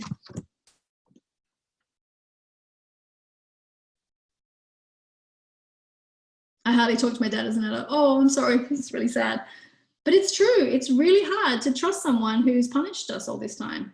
For me, it was a teacher I didn't like, and I didn't say nice things about it ever. I never made it up to her. All I was cross that she'd given me a detention, and I was the one that had done something wrong in the first place. So thank you, Carrie. There's many of us who've been punished, and in the short term it might work. The timeout, it might stop, but what we're doing in the long term is eroding our trust and connection with that child. Yeah, that's really, really tough. So positive discipline, it says, okay, let's look at some alternatives to punishment, which is if you say it, mean it. If you mean it, follow through with kind and firm action, right? So the positive discipline book says that, kids under 3 don't even understand, like, if this happens, then that happens. So it has to be something that's immediate and that it relates to the thing that's happening. So if the child is kicking a ball inside and you don't want them to kick the ball, it's like, oh, if you kick the ball, then I'll take the ball away, So if you're trying not to do it as a threat, but you will follow through. It's like, oh, I need to make sure the house is safe. We don't kick the balls in the house. Oh, you're still kicking the ball. Okay, I'm going to put the ball up here and you can have it back later. So it's not doing it in a mean way. It's doing it in a kind but clear way. Yeah? So there is a difference between punishing and having a logical or natural consequence. So follow through with kind and firm action, which means that if your husband does make that joke about putting on the pink slippers, then he has to go and wear the pink slippers. But I know he was just making a joke, but it's like you can still follow through with kind and firm action. So what does that look like? It might be, for example, they're throwing their food at dinner time, which means like, okay, I can't let you throw your food. Are you telling me you're done? And then they throw it again. Okay, we're all done. Here, you can help me you want me some help to get down from the table? Here, we'll take the plate to the kitchen now. So you just make it happen. You don't give them one more chance and one more chance and one more chance. It's like they learn, oh, if I throw my food, then the meal's all done. And usually they start throwing their food not at the beginning anyway. It's when they're not hungry anymore. Yeah? Ishbel, you wrote Whitney. Is there anything you wanted to ask? I'm not sure what that reference is to, but that's okay. It might be like putting the toy away. Like, so you, the ball, I can't let you throw that ball, so I'm going to put it away. It might be asking the child to stay by your side, or I'm going to sit on the floor here because, they've pushed another child or bitten another child even. So you're wanting to make sure that they're safe. So you might just be a calm, clear presence. You're not hovering like, I'm not trusting my child and giving that energy, but like, I'm just going to sit here and support you, or I'm going to play next to you. I'll sit next to you as you play. Does that make sense? Oh, okay. So Aisha said, what could be a consequence for not putting a toy away? So then if you really want them to pack away the toy, and packing away toys is like a long-term goal for me. So in my classroom, if they don't put it away and they've already moved on to another toy and another activity and they're already concentrating, then I might think, okay, I'm just going to model it. Maybe my child won't see it, but someone else's child will see it, and they learn that things go in certain places. And we set up our houses so that everything has a special place. So we always like to say a place for everything and everything in its place. So they're learning where things go. And then another thing that we can often do is like they start playing with another activity, and as they get older, like to 2.5, I might say, oh, I'll hold this one and the next one that they're wanting to play on, and this one goes on the shelf. And because they know that no one else is going to then play with this one, they're happy to go back and put the other one. And if they don't pack it away and you're really wanting to show them that there's a consequence, you're like, oh, I'm going to put this toy into the box and we'll pack that one into the cupboard. You don't, obviously, maybe you don't want to play with it anymore, and you have a little box. If that's the way you really, they're not learning to pack away and you really want to show them a consequence, and you can make sure, you can guarantee that like when they see their toys go into a box that might not never come back again, like at least be packed away, they're going to like get the idea that, oh, okay, I need to take responsibility for the things that are out. And just checking, how often you're asking them to pack away, because maybe we need to lower our standards a little bit. Like a playgroup, we put their way out. Just make sure we put on a song, we make it fun. And most young children, I'm doing packing away side by side and helping them as well. And even teenagers need a bit of support because they might have things everywhere. Like, okay, let's just make this easier and let's focus on this area. Let's start with the cupboard and that kind of thing. Anyway, I hope that helps Aishagul with packing away. Okay. So this might also lead to a tantrum, right? Because you basically are being kind of clear, and then you take their plate away or you take the ball away, and then all of a sudden they have a big tantrum. Yeah. And I wanted to, has anyone read the Dan Siegel books? He talks about flipping your lid.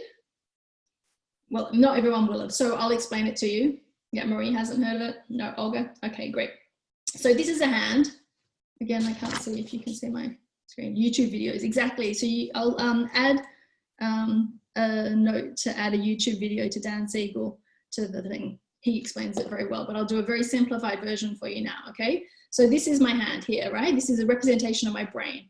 And this is the animal part of my brain. You know, this is where all our emotions are very raw, the amygdala that gets like the fight and flight response, yeah?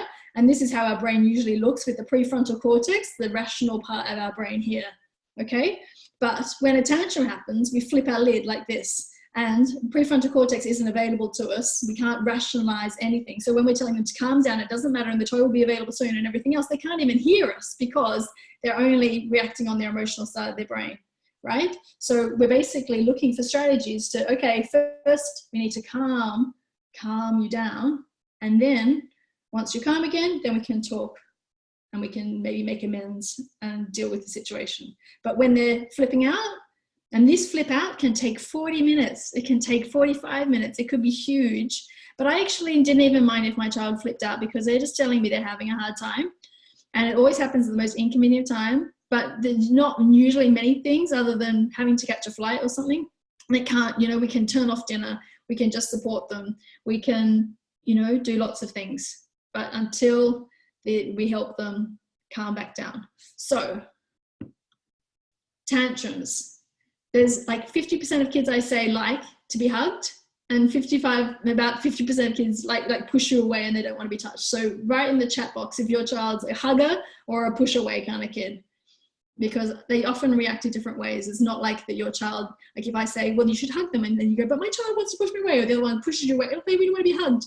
They're both fine. They're really no problem at all. So there's a lot of push aways, hugs, a hugger, a pusher, two like hugging, one doesn't. She does both. Exactly. Yeah, it can change from even time to time. And the other one wants to be left alone. Yeah, I have one of each. And one has a difference between their dad and the mum. They push dad away, but they want to hug their mum, and each are different. Okay, cool. So we basically, what I say then to tantrums is try and get down and sit on the floor with them and offer them a cuddle. Like, I'm right here. You're offering that perspective taking and just supporting them. Okay, you're having a hard time. So they're not trying to give us a hard time. They're saying, I'm having a hard time. I'm right here. Do you want to cuddle? Yeah. If they don't want to be cuddled, then the first thing we just need to do is to make sure they're safe. So if you're in the middle of the street, we're going to put our bag under their head. You might want to get a cushion if they're banging their head.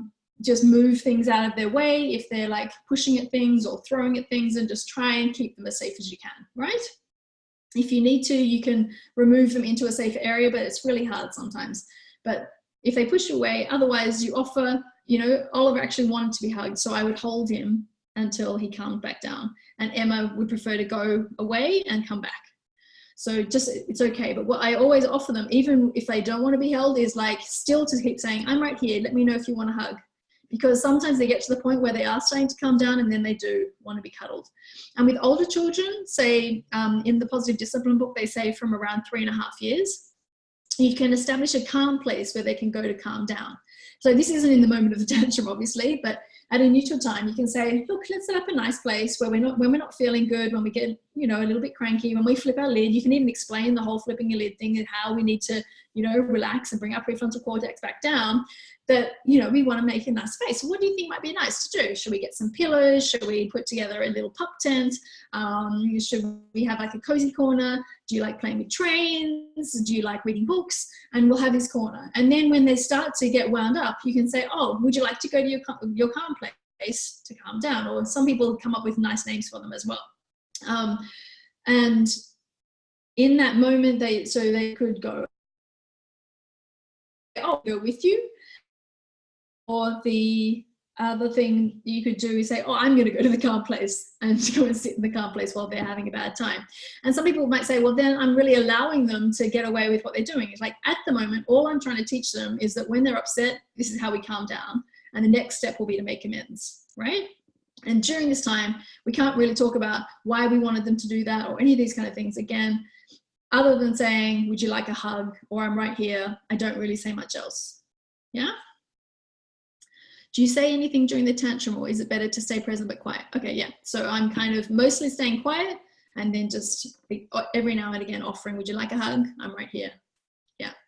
Minprit says, I'm trying to encourage them to go to their calm place while flipping their lid. This makes sense to wait till the lid is back on, right? It depends how big and huge it is. With older children, you know, then you may be able to say, take them and walk with them to the calm place. It might be that they flip first, then they go to the calm place to really get back to calm. Because if you try and, you know, force them to make an apology at that point, they're still wound up. Yeah, so it depends how big it is. In my head, the situation is that they're still accessible enough to be able to know after a certain period of time that that's where they go to calm down. Okay, cool. And then once this lid is closed, then you make amends. So say they hit you on the chin, you could say, oh, you know, can you see Mummy's chin, like he's all red here? Yeah, can we go and get a nice cool cloth and we'll put it on Mummy's chin? And you go and get them to help you. Or would you get a tissue for Mummy? Can you see my eyes? They're crying. Yeah, and we'll go and get a tissue together. So you're not forcing them to say sorry. You're not forcing them to make, but you're showing them, modeling how you take care of each other. And if they push someone in a playgroup and they hurt themselves, you're like, can you see she's crying? And you then could, again, get a wet cloth for them, get a tissue. You can also apologize and model apologizing, like, I'm really sorry that my child pushed you, particularly if they're not wanting to kind of get involved. And then you're modeling it, because they won't want to apologize until, often with the big tantrums, like they go for 40 minutes and they go through rage and anger and all these types of emotions. And then you hear them kind of go, and that is almost like the end. That's when they're kind of back to neutral, that big sigh, whew, you know, and then you might be able to get them involved. Madalena says, so the calm place is a corner in the house that you can always use. Exactly. So I would, if the children are under 3, it would probably be like in the living area rather than sending them to their room and that kind of thing. And it's different to time out because the child themselves is in charge of it. It's not like being sent to their room and they have to stay there for a certain number of minutes. They come back when they're ready. But I have said to Emma, oh, it looks like you might need to calm down some more. Like if you can still see the steam coming out of their ears, and you can just do it in a kind way. Would you like me to come with you and sit with you until you're completely calm? And so it's done in a really kind way, not in a punishment way. And it's done to help the child learn how to calm down. That's a really nice skill to learn, is how we calm down when we lose it. And we can model that ourselves. Like, I'm feeling really upset right now. I'm going to go and make a cup of tea. I'm feeling really upset right now. I go and sit in this place and I, you know, read my book, or I put on some nice music, or I'm going to go to the toilet, you know, whatever it is you need. Sometimes we need to step away and go to a calm place. Would you use the same tantrum technique with the non-stop whining situations? Let me think. Sometimes it is a call for connection. Like they're nagging you, then I would stop cooking, turn off the stove, whatever, sit down, go back to really acknowledging and getting connection with them. So it's kind of like, oh, are you wanting to tell me something? I really want to hear what you say. Can you know, I can hear you better when you use a calm voice. You know, and I find that easier and more respectful way of saying it. Olga says breathing helps. Breathing helps for us too. Yeah, if you model the breathing, they're mirroring us. There's mirror neurons. So if you can do deep breath in and out, then they can pick that up as well. That's always really nice. Rebecca says they always ask him to go to his bedroom to calm down, and we ask him to come back when he's ready and calm. How do I fix this? So as long as he doesn't see it as a punishment, it's like, oh, would you like to go to your bedroom to calm down? Rather than go to your room, calm down, and when you're ready, come back. You know, it's kind of like I said before, it's the tone that we're using. So if he's being sent to his room, I'd say, you know, when you're upset, with maybe even change where it is that he goes to calm down, just to change the whole association, Rebecca, so that it can become from a more positive place. So if we really want to work with you, we really want to help you calm down, how can we make that nicer for everybody? Yeah. And we have a question here. Our daughter's not exactly tantrums, but she screeches immediately when something doesn't go away, and how she wants it and when she needs help. How do we help her to ask for help. So when she's screeching immediately, she's like, oh, are you trying to tell me that you really wanted to tell me that? Or are you really wanting to tell me that you wanted your food right now? And keep modeling this calm response. Because when we get into conflict with them, then it just gets into, it escalates basically. And if we just stay calm, like, oh, you wanted to tell me this? The screeching hopefully will start to go down. There's so many things coming through. After this one was, do you place them in the calm corner yourself if they don't want to cooperate? If they're 3.5, then I would probably not pick them up to take them there. No, yeah, it's meant to be something that they want to do voluntarily. You're keeping them in control. So I would maybe remove myself if they don't want to go to the calm corner. Like, I'll go to the calm corner then, or I offer to go with them to help them calm down. Yeah, and if you have two children who are fighting and you're in the middle, then you might put one child on this side and one child on that side. Yeah. Rebecca says he's been hitting us and the dog, so we ask him when he hits to go to his room and read a book about what bands can do, and ask him to check to read a book about what hands can do, and ask him to check if hands should hit. Is this wrong of me? Hands. Okay. So this isn't a tantrum. So then it's more like, yeah, no, I think I would translate for him. So in that situation, I'd say, I can't let you hit the dog. So you're being very kind and clear. So I can't let you hit the dog. We use our, we can pat the dog, and he keeps petting them. I can't let you be next to the dog then. I don't want you to hurt him, and then I would just remove him. I wouldn't send him away and send him to his calm place. Unless you think he's really wound up and then he's just going to come back and hit the dog again. I would just say, oh, should we go and read some books and find another way to calm down? Yeah, like this. But it's not wrong if you find that it's a nice book, and it's, again, how we present it. So I hope that helps. Okay. And then for older kids, you get into problem solving. So sometimes they just argue about the same things all the time. And then that's when, once everyone's calm or tabled for a family meeting or something like this, you can actually sit and problem solve. So what problem solving looks like is that, it might be, we're leaving late for school. How can we make this better? And then you just write down everything, and the kid might say, we don't have to go to school. Okay, we'll write that down. Don't have to go to school. We get ready the night before. Yep, we sleep in our clothes the night before. And you just write down anything that comes up. They might come up with the ideas. You might come up with the ideas, and you just write a big list. And then you kind of, I think not going to school at all, that's not an option for us. So we'll have to cross that one out. And, you come to some that you would agree on. And then you're like, okay, this one, we all say that we can do this. Let's come back and see how that goes after a week. And then you make a plan. So that's how you kind of like can problem solve some of the situations. And you always make an appointment to come back and check how it's working. A little bit like how we talked about our house rules would be. So we can practice this one as well. Which situations do we have? So on our sheet, it says, your child keeps climbing on the table. So instead of punishing them for climbing on the table, what can we do? We're going to take kind and clear action. Anyone got any thoughts? Keep your feet on the ground. Yeah, so that's getting their cooperation. And if they don't, and they still refuse to get down,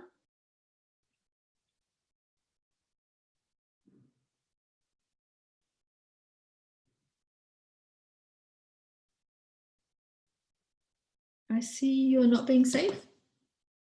Remind them that they have other things. I'm not sure what that one is. Sorry, Natasha, can you write that again? I laid all the chairs on the floor so she couldn't climb anymore. So that's changing the environment, exactly. Oh, they have other things they can climb? Yeah, so I can't let you climb here, but you can climb here. Carrie says, I can't let you climb on the table. Can you get down yourself, or do you need my help? Carrie, I really like that because you're giving them an option. And if he still doesn't want your help, then I'm saying, I'm going to help you and I'm going to pull you down off the table. Yeah, you really wanted to stay on the table, and I'm moving down. So I use Janet Lansbury's tool a lot there, which is sportscasting. And so I'm kind of like, it helps me because it helps me stay a little bit arm's length to it, because there's no point me getting down and getting angry as well. I want to stay calm and clear. So I'm like, oh, I'm bringing you down from the table and you really want to step there. Yeah, I can see you're really pulling up there. I'm going to move us over here. Yeah, we're going to go and sit on the other side of the room, that kind of thing. Ask him why he wants to climb on the table, maybe take the objects of interest away. Exactly. At playgroup, I see kids climb up on the table, and just because they want to reach what's on the other side.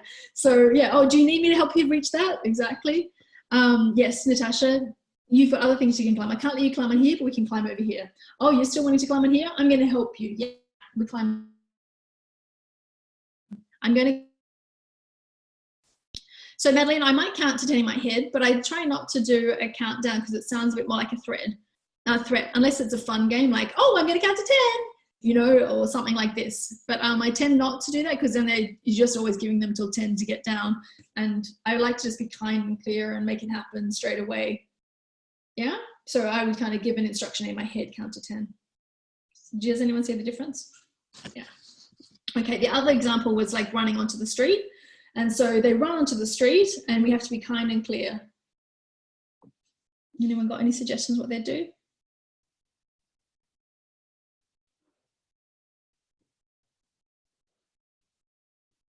Everyone's gone very quiet. That's okay. So if they're running onto the road, yeah, I can't let you run with everyone going at the same time. I can't let you run into the street because it's not safe. Let them choose, stroll or the hand. We walk on the pavement, the road's for cars. No, we cross with hands. We need to hold hands. You should hold my hand crossing the road. Pick them up while staying calm and say, I can't let you run the road. Exactly. So all those other things are like, yeah, you're practicing, we don't stand hand, we're going to hold the hands and these kind of things. But if in that moment they're not holding your hands, then you pick them up very kindly in the softest hands you can, basically. I always think of soft hands. And Junifer, if you're on the call, I always think of you in the Rai approach because they always talk about using soft hands. And you pick up the children with the softest hands you can. You say, I'm going to help you. I can't let you run onto the road, you know, and you're doing it as softly as your hands. Yeah. So if you have to grab their hand, yeah, you can grab their hand and say it's not safe because there's cars driving. You just do, you know, something for safety. Yeah, it's not ideal because I don't like to be rough with them, but if that's your immediate reaction because it's a, you know, you're looking out for your child's safety, I understand. When he runs to the street, we remind him we hold hands to cross, only adults by themselves and not the street. Kids hold hands. Yeah, kids hold hands. And in that moment, when we need to set the limit, we're being kind and clear. We're swooping them in, we're picking them up and we're saying, I can't let you without really soft hands. Got it? So I want to check in with you. Is it clear, like the difference between a punishment and a consequence? It's usually like the difference between the tone of our voice, you know? So I'm going to put the ball away, you know, you say it in a kind way, as opposed to if you kick it again, I'm going to put it away, which is like a threat. Or like, if you do this, then we'll go to the park, is a bribe. Or we're going to go to the supermarket and then we're going to go to the park. You know, it's just, that's just how everyone gets their needs met. Yeah? Julie says tone's huge, even for adults. And Carrie agrees, me too. And the difference between natural and logical consequences. And so either are kind of fine. Natural is when, you know, they go out and they don't have their coat on, so they get cold. These are the best ones because it's not something you're having to do that's, you know, abstract. It's related to what they've done. So if they haven't got dressed and they haven't got their shoes on, then they're walking outside and they haven't got, you know, bare feet. Do you need some help? You know, you can offer them. A logical consequence would be something related to the thing that they're doing. So if they can't use a toy appropriately, I'm going to put that toy away. And when we do something that's completely illogical, like you won't have any TV time because you weren't kind to your neighbor, you know, they can't put those two things together. So try and stick to things that are natural or a logical consequence. Okay, great. Okay, so we're definitely going to have time for Q&A at the end. So hold any questions now about the tantrums and specific situations to the end as we get into the last layers. I've got 20 minutes now of things like siblings and praise, which is a really big thing.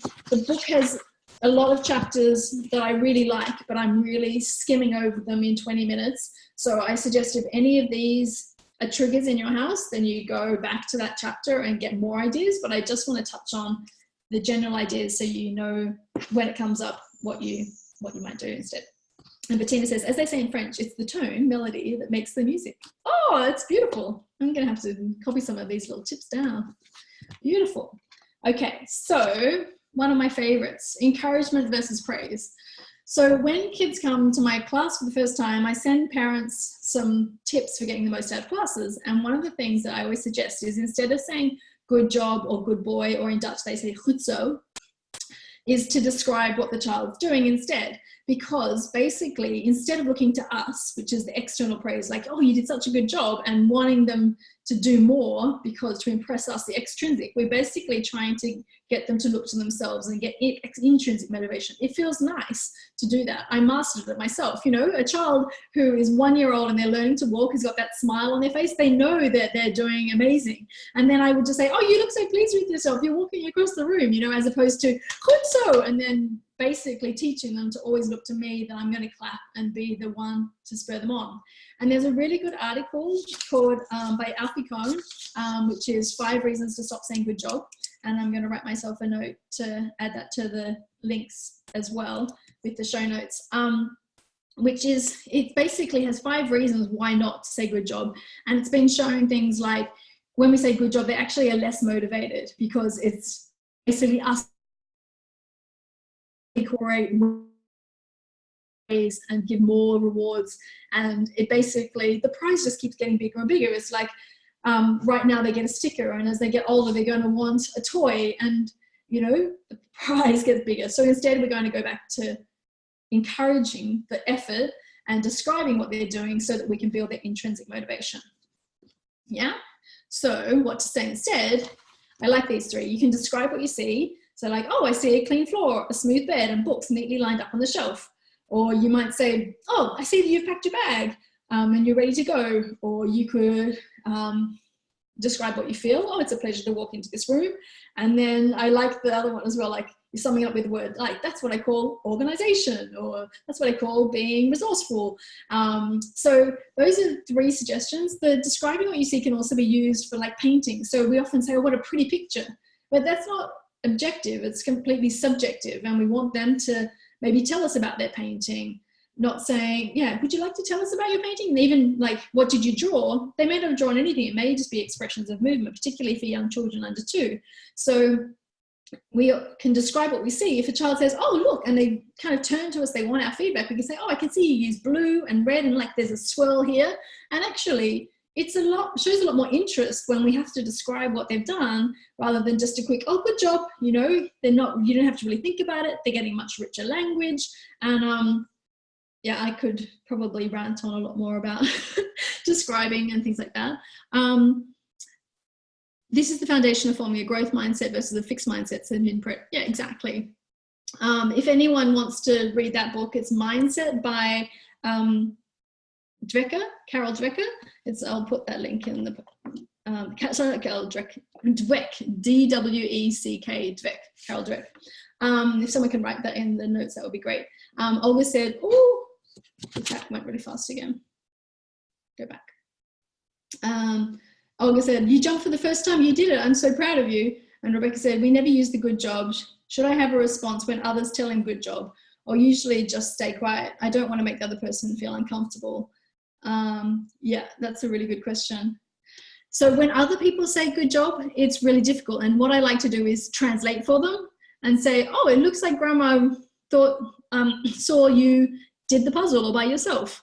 And then you're basically just continuing to translate, and maybe they'll pick up the idea, oh, actually that's quite respectful. Or you might explain it like at a neutral time. Oh, you know, like later in the day, oh, I noticed you said good job about that. I read this really interesting article. Can I send it to you? And different things like this. They may not be open to it at all, but it depends what kind of relationship you have with these other people.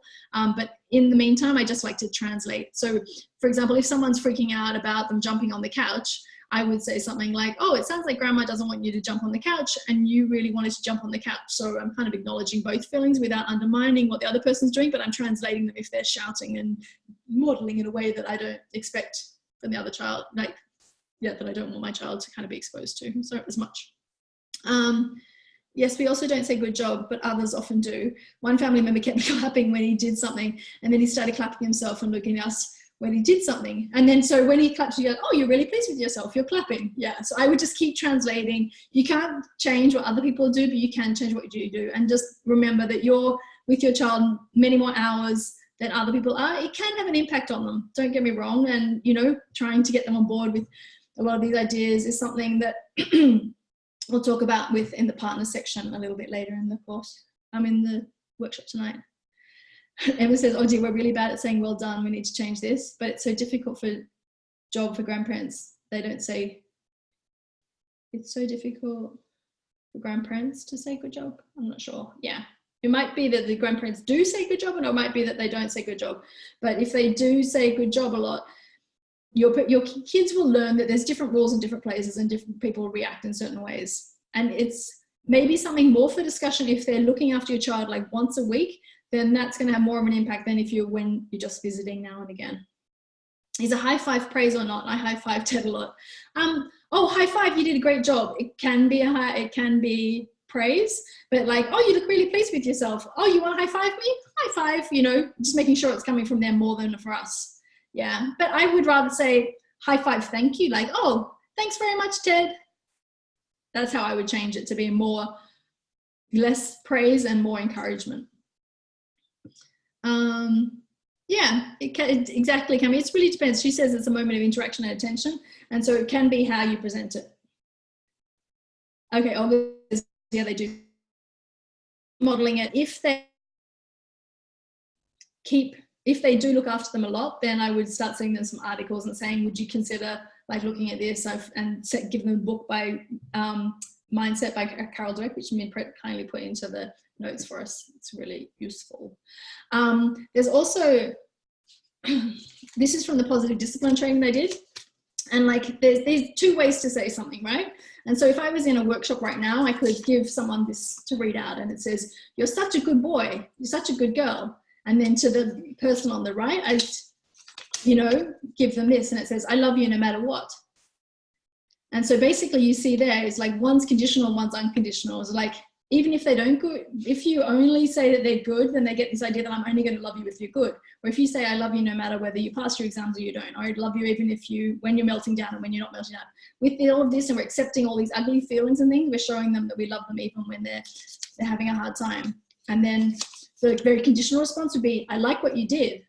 And the less conditional response, you figured it out by yourself. Do you hear the difference? I'm glad you listened to me. How do you feel about it? I'm so proud of you. That's me giving the, a subjective evaluation, or you must be proud of yourself. I like to give it back to the child to be proud of themselves and, having the pride on my side. All A's, you get a big reward.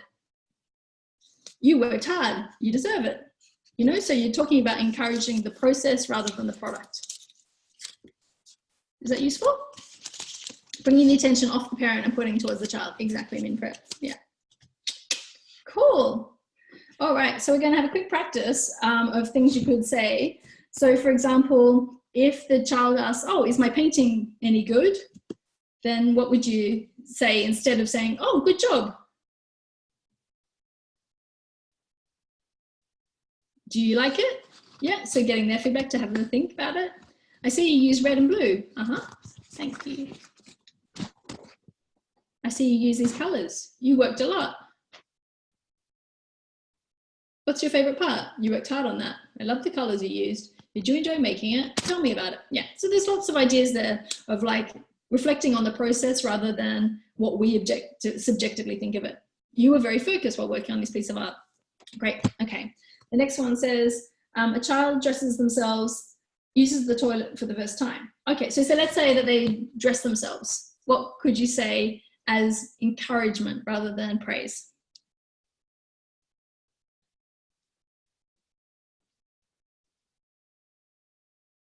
My favorite one when they dress themselves is, oh, I see you put your own shoes on, because you see that their shoes are on the wrong feet. Wow, you did it all by yourself. You must be so proud of yourself. Was it hard? Yeah, you chose this all by yourself. You dressed on your own.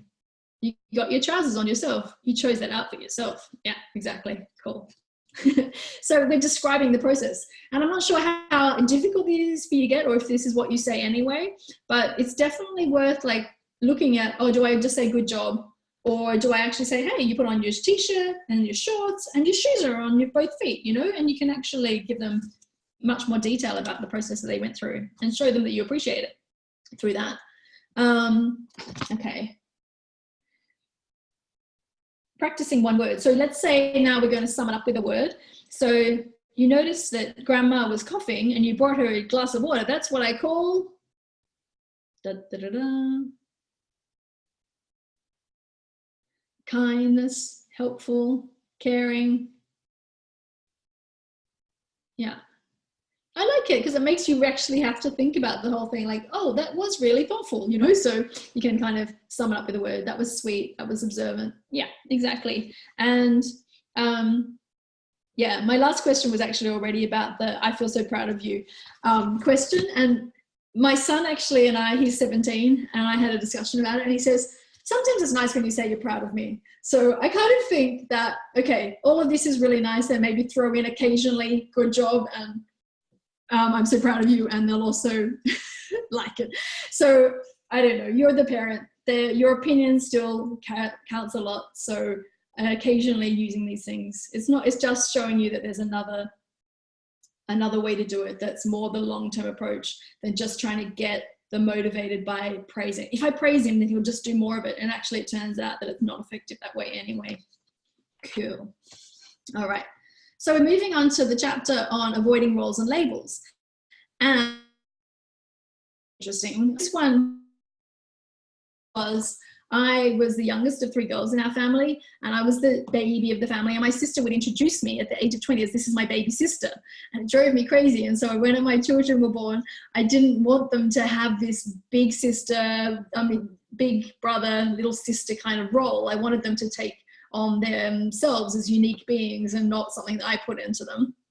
And I just kind of wonder if anyone here had a special role. Were you the middle child, or were you the silly one, the naughty one, or sometimes even the bright one? You were the big sister. Yeah, I was the baby of the family. Oh, you always enjoyed it. Okay.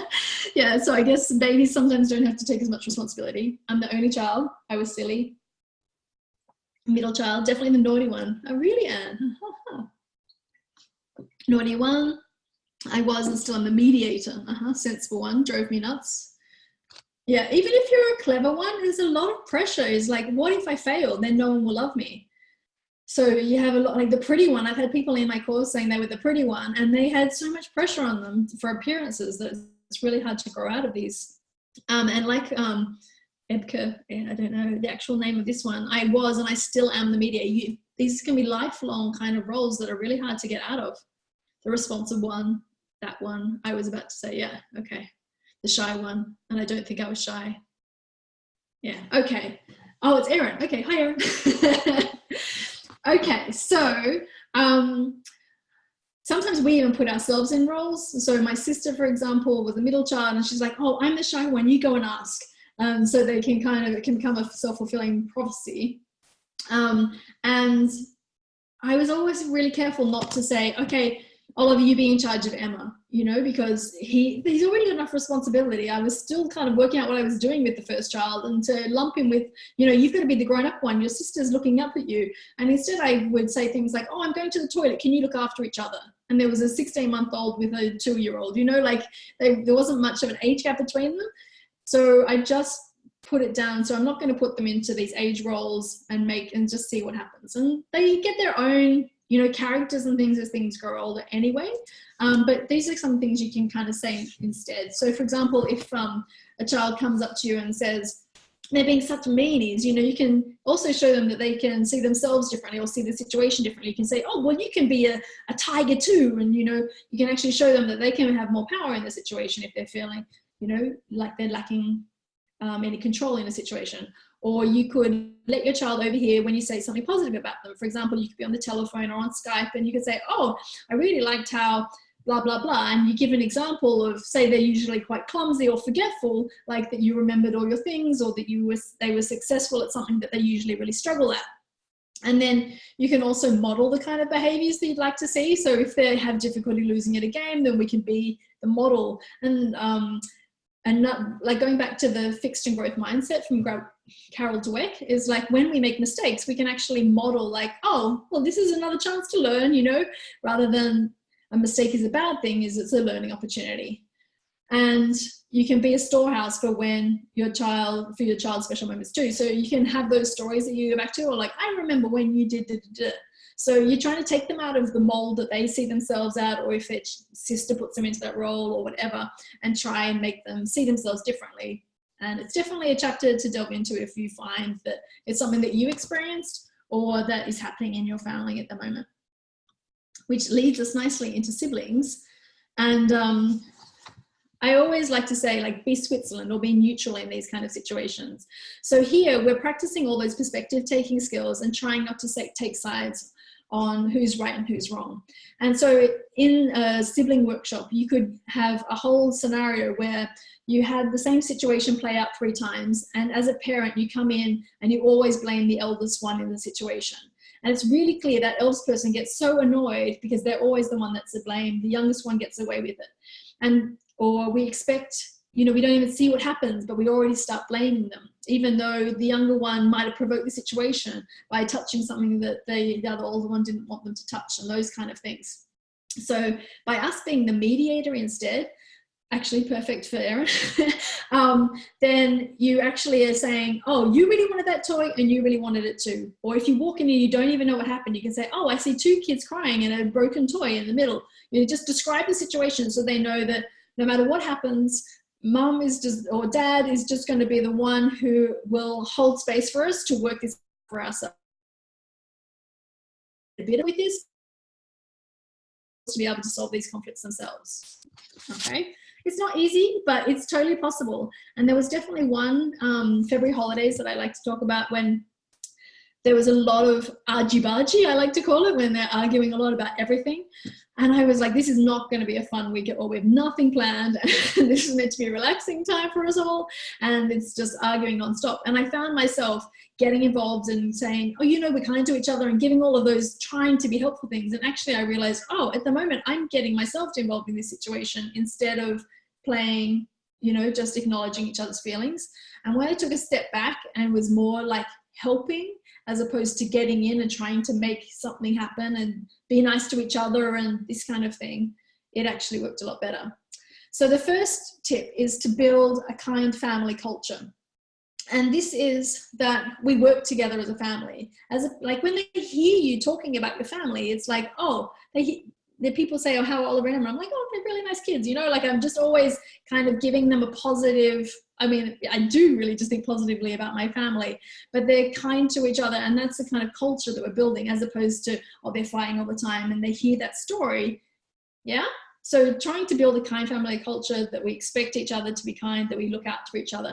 We're trying not to label it, be careful not to move straight into labels, but there is a way to show an expectation. There's even research that shows that if you tell children how, kindness is a value in your household, that they actually end up being more kind.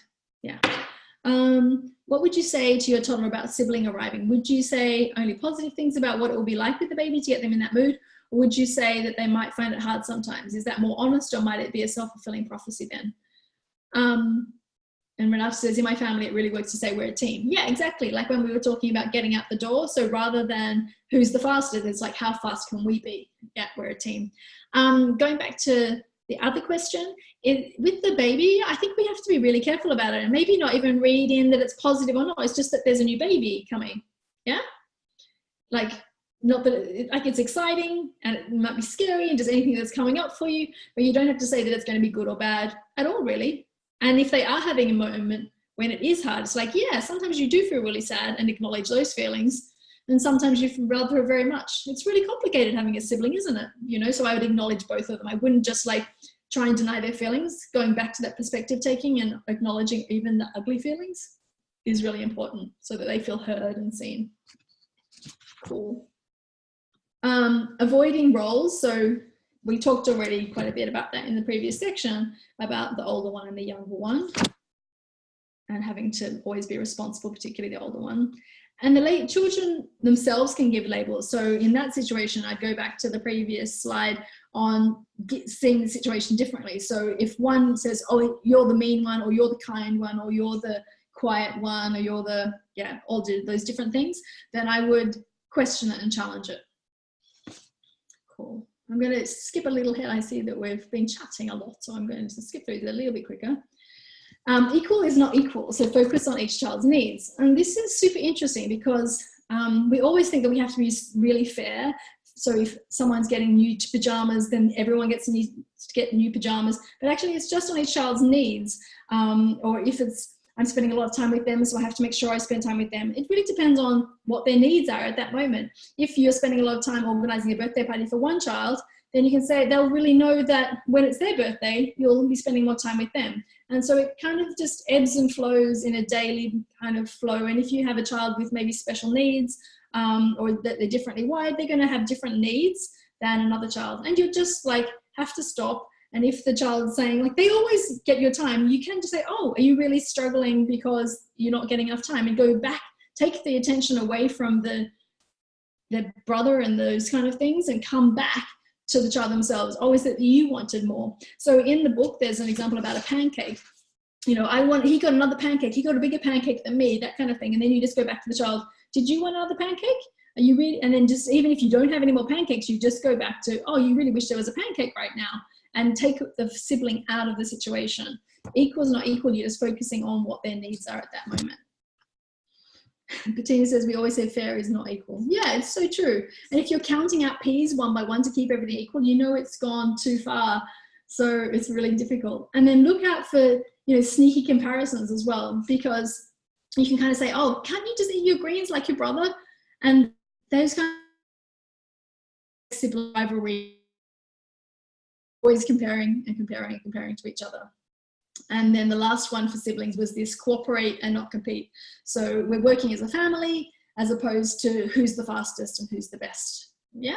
And everyone's going to have their special skills, and maybe you'll have one sibling that is more sporty and that isn't, and then just focus again on the individual rather than. And if you're the child that's less sporty feels like sadness about one day, you can just really just sit and just acknowledge, oh, sometimes you wish you were sporty too, but not you were as sporty as your brother. You know, it's just going back again to that child and what they're going through right now, and back to the very first step about taking perspective and giving empathy. Yeah, I actually, yeah, that's good. Okay. So sneaking on to partners, and how do we get, like, maybe there are people you're watching this workshop with your partner, which is great because you're already maybe going to be able to talk about what your house rules are, being on the same page as, okay, we're not going to do time out now, but we've got some ideas of what we can do instead. But if they're not, then, you know, maybe you can send them a recording and see if they'll be open to listening to that, because some partners maybe would listen to it on their way to work, or you know, if you're working in their home, they might be able to listen to it. You could, you know, get them a book, or just think of ways that they'd be most accessible to them. So for example, if you know that they like reading articles online, you could send them lots of articles over time that would kind of give them ideas about these things. Or it could be a podcast episode that's really useful, and you think, okay, that will be another starting point. We can have conversations and we'll build it up. Also, one thing I like to say about partners is to be careful about how we talk to our partners, because often we get quite critical. We start learning this new language and we see that it's working, and then we say to our partner, oh, don't tell them not to da da da, and all of a sudden we're using all the don'ts with them that we've stopped doing with our own child, and we're correcting them where we wouldn't correct the child. So we have to be super careful that we're being respectful to the partner and translate for them if they say it in a way, like they're getting really wound up at dinner time and they're not having patience. You're like, oh, it looks like dad really wants you to eat your peas, and you are throwing them on the floor. You really don't want to eat them right now. So you're basically like being the mediator between these two people. You're not, you don't want to do it in a patronizing way, but you want to acknowledge both of their feelings as opposed to walking over your partner's position. Does that make sense? Do you have any podcasts to recommend? I really like the Janet Lansbury podcast called Unruffled. I'll send you a link to that one. Unruffled. That's the only parenting podcast that I've listened to. Anne says she needs to stop shouting at Paul Carl. Did you hear that? It's recorded. Carl, she's promised. There you go. Fernanda says thank you. Okay, right, got it. Okay. And we have to understand that partners have needs too, and that we're trying to work together as a family. So there's one thing that we have to be really super careful of. Like through all this workshop, we're starting to acknowledge the child's feelings, and we're wanting to work at their pace more and recognize that they go slower and that they aren't trying to be naughty, but they're just wanting the toy right now. So we've come to all these things, but then we also recognize within our partner, you know, they're not being accommodating, not being patient enough, but we all have needs. And I think actually what I really like about nonviolent communication is we all have needs to be met, and how can we have them all met, instead of just the child's needs are being met and the partners are tired. And so it actually means that there's a lot of room for creativity. They say in nonviolent communication that there's hundreds of ways to solve a problem. And often we're attached to one particular solution, like our partner should let us sleep in, or you should do the washing up, or you aren't available to blah, blah, blah. And we attack on with this one specific thing instead of thinking, okay, what's the issue here? We have washing up. Well, actually, washing up is, you could buy disposable plates. You could buy takeaway every night. And when you come back to it and you break it down, you're like, but actually we want nutritional meals and we care about the environment, so we don't want to throw away our plates. And actually, I'm really grateful that I even have places to sit on, and I'm going to wash up every night. And, it doesn't have to be quite so beautiful as that. But actually, when we realize what we're being irritated by, we can actually see many solutions. Oh, actually, you know what? We're just going to have a whole week of plates and we're going to wash it up in one go. I don't care, but they come up with creative solutions as opposed to just thinking that it can only be one way. Juniper said, this might be my biggest takeaway, Simone. I definitely don't, and you should and shouldn't with my husband. Oh, bless. If you've learned something, Jennifer, I'm very honored. Okay, I can't even imagine teenagerhood. Oh, it's actually a beautiful thing, Julia, because, okay, let me give you an example of how I work with my teenagers. So my son wants to go to a festival and sleep over at this thing where there might be potentially drugs and strangers that I don't know and all these things going on. And I want to make sure that he's safe. So I could be super laissez-faire and say, yeah, of course, go, do what you like. Or I could be super strict and you're not going. And then he finds a way to say he's staying at a friend's house and they go anywhere, And instead I'm trying to have this relationship with him. You really want to go to the concert and I want to make you safe. So if I can check to see who else that I know is going, I'm going to check the terms and conditions of the entrance. Oh, I see that they have a no drug policy. I could come and stay nearby and check the situation if I'm not sure about it. You could put lots of things in place and then you kind of say, okay, I've made it as safe as I possibly can. I'm going to also trust that it's going to be okay. Yeah. So I'm kind of working with them. And then if I have to say, actually, I really feel so uncomfortable about it, they respect my decision when I have to say no. So it's actually a really beautiful way of being with teenagers rather than having to control them, but working with them. Julie says, phew, I love that. Oh, good. My dad was reading a psychology book on relationships and he read aloud a page he found very interesting. And both my mum and I said, that's just what they write in the Montessori books. Yeah, once you start knowing this stuff, it really does cross over with so many other philosophies. And I just find that they complement each other so much. Yeah, beautiful. So our partners are going to react differently to our children. Some of them are going to be the funny ones. Some of them are some things aren't going to bother them. They're going to bother us. And our kids are going to know who to go to.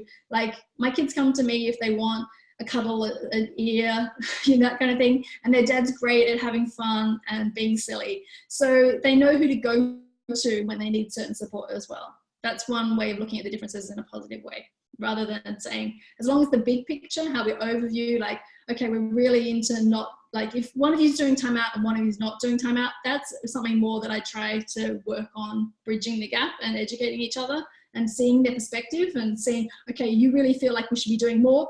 But if you say, but if we make amends, then they are learning. So you can kind of show them this is how the more gentle way still addresses that they're not getting away with everything. Yeah, they're making amends at the end. Which moves on to tips to stay calm, which is when I want to throw over to you. Your buttons get pushed. Things that you guys do to help you stay calm, because I think that people will find it valuable to hear other parents and what they're doing to get back to calm. Sometimes it's deep breathing. Sometimes it's actually waking up before the children so that you've had a little bit of time to yourself before, which is harder when your kids are young, but I find it really useful. Maybe it's at the end of the day that you get a bath and a cup of tea. Julia likes to pause before reacting. Is there anything that you do to help you remember to pause? Some people like to visualize like being a rock so that they can be the rock when everyone else is, having a difficult moment. I've even talked about marshmallow evenness, which is like sitting in a marshmallow and not being so attacked, it mutes everything. Anne says she has a deep breath and she walks away. Julia counts. I remind myself over and over to act with love. So when my daughter's having a hard time, I say this over and over in my head. act with love. Beautiful. Stop and breathe for a moment. This gives me a moment to think about their side. Beautiful.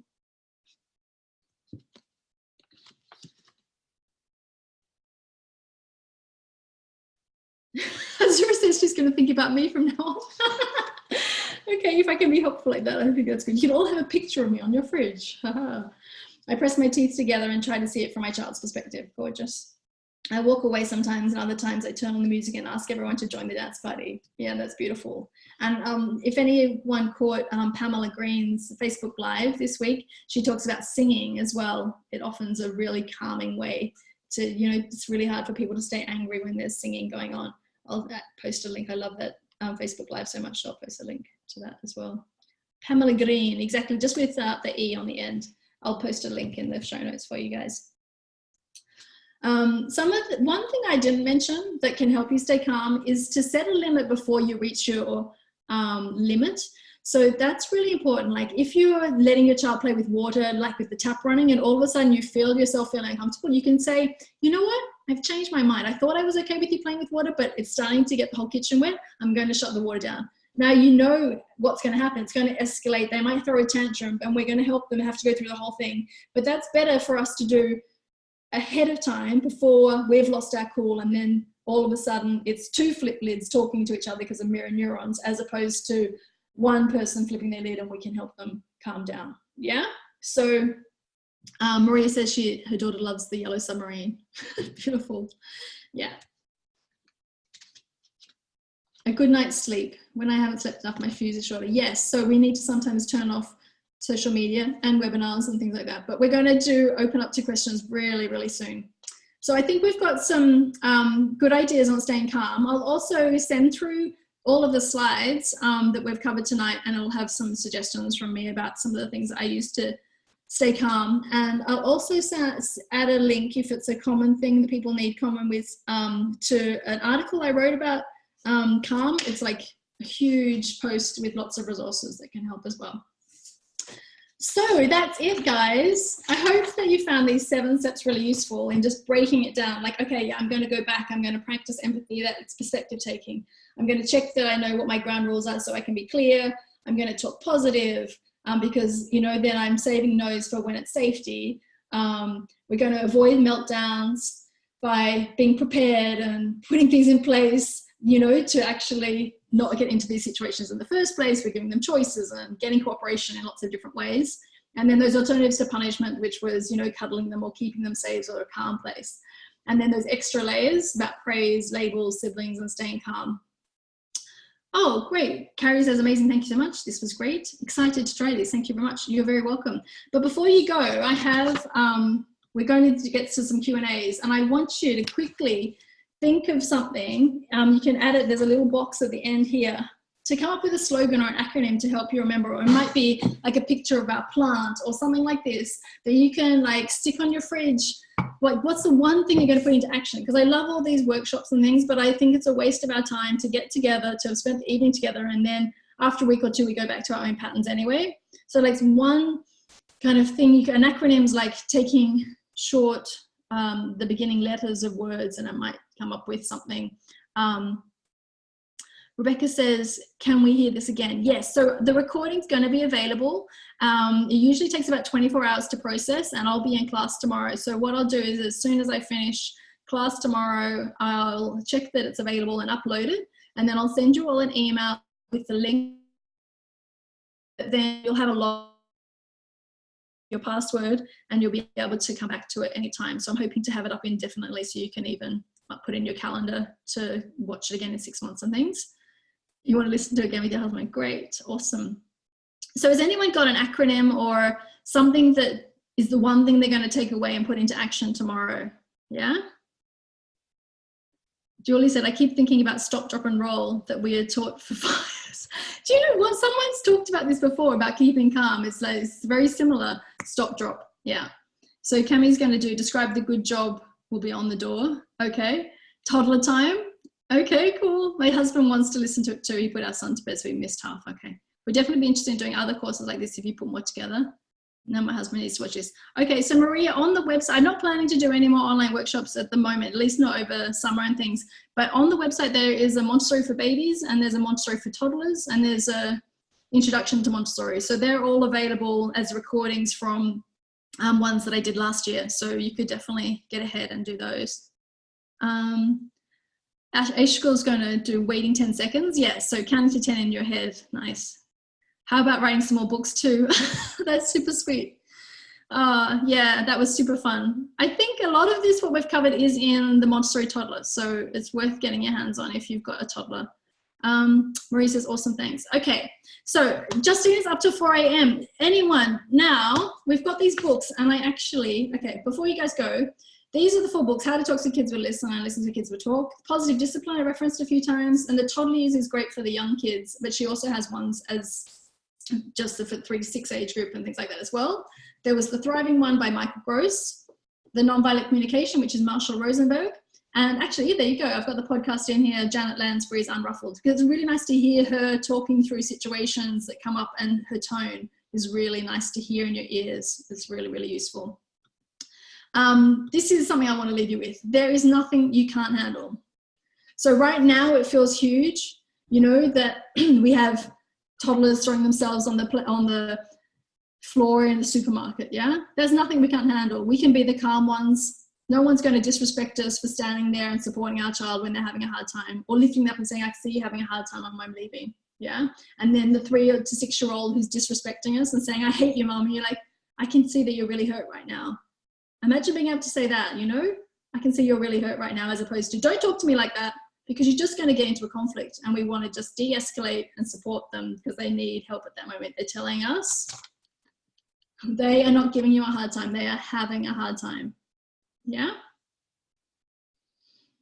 Someone's come up with an acronym, DIAGD. Describe it and avoid good job. Hey, very cool. Hey, that's fun. I'm going to think up responses to things that come up and happen often. Great. And great book. I think that must be, I'm not sure which one now. I had to think a bit longer, but things I will take away with me is to describe things, to translate feelings, to show action. Yes, the showing is really, really good for young kids particularly, but even older ones. Marie says, I love Joel, build a kind family culture. I'll try to remind myself and my child to be kind to each other. Yeah, that's really, really beautiful.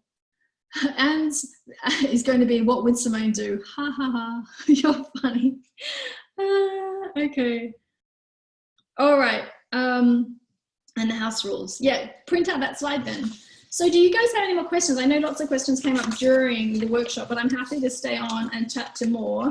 There's one more from Sarah that came in, which I'll read out to you for those who want to listen. If you're tired, feel free to drop off the call, because I will send through a recording also of the questions. But maybe you feel okay that we have covered a lot today as well.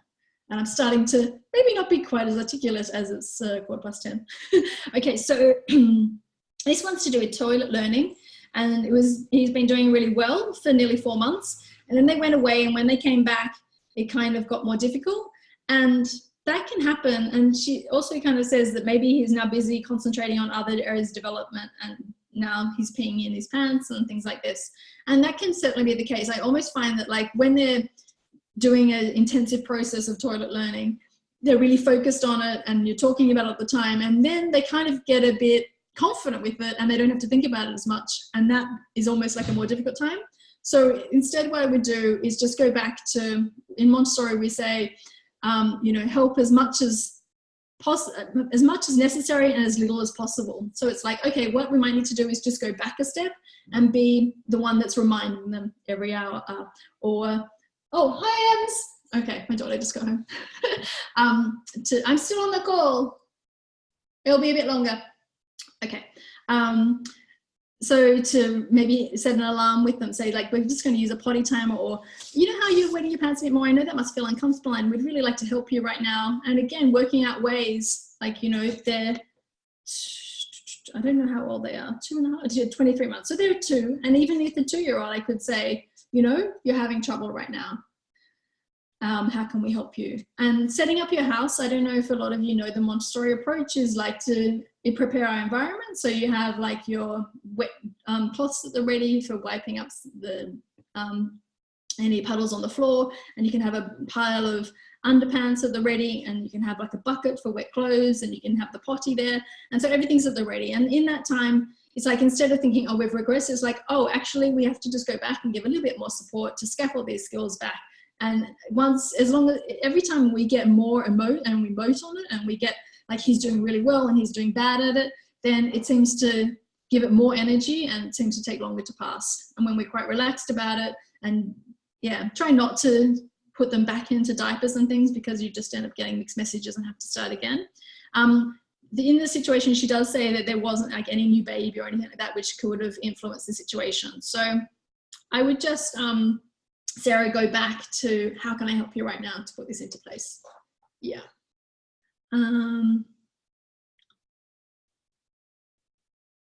In the chat, it says, question, my husband works at home. How shall I talk to our kid that he can't disturb daddy the whole day, that he will play with you only in the evening? Oh, okay, that's really interesting. I'm not sure how old Olga, but things like a note would be really useful, because that's a visual, like when's he available and when's he not available. Is the red sign up at the moment, or is the green sign up at the moment? So he could, when he goes in, a bit like a closed and open shop, it's like, oh, it says on the door that he's busy right now, we'll come back again. You know, he's going to ask and he's going to want to play, and it is confusing because they're not leaving the house. And also maybe just having an activity, or that you have a routine that in the mornings you definitely go out, so that it's not as, it's really hard when it's in your face or he walks through a lot. So maybe to ask your husband, or to come to a collaboration, like working with him, like it's quite confusing when you walk through at 10 o'clock and then you leave straight away. He's like thinking we're going to have lunch together. So making sure that it's kind of more clear, like that he comes out at 10 o'clock to have his coffee and we have a little snack together, and then he goes back. So I'd build in as much routine as possible to make it more understandable for your son. I don't know why you think it's your son, your kid. Yeah. Emma says, that was great, thank you. I'm going to have to go and get some food. Though, of course, please go eat. Thank you, says Bettina. I hear my little one coming home, so I'm logging off. Thanks so much. You're welcome, Maria. Very helpful. Thanks. We call it a night. Thank you so much. It's my great workshop. Olga says 2 years old. Yeah, so even with a 2-year-old, I make it very visual for him. That would really help. So again, it's the note, it's telling him, oh, he's available, he's not available. Yeah. And the routine, to show him more clearly what the routine is and when to expect it. A question from Azura, in the morning when we need to get out the door by a certain time and they will not cooperate, getting ready, brushing teeth, putting on shoes, what should I do? I'd go back to setting up a checklist with them at a neutral time. So when they, again, doing the same routine every day in the same order, can really help, and having them actually tick off and you basically use the checklist as your thing. So it's the checklist having to tell you what to do next. What does the checklist say we need to next? Oh, it says we need to do the toothbrush. And like, because they're maybe not reading, you can make visuals as well, like so the picture of a toothbrush and things like that.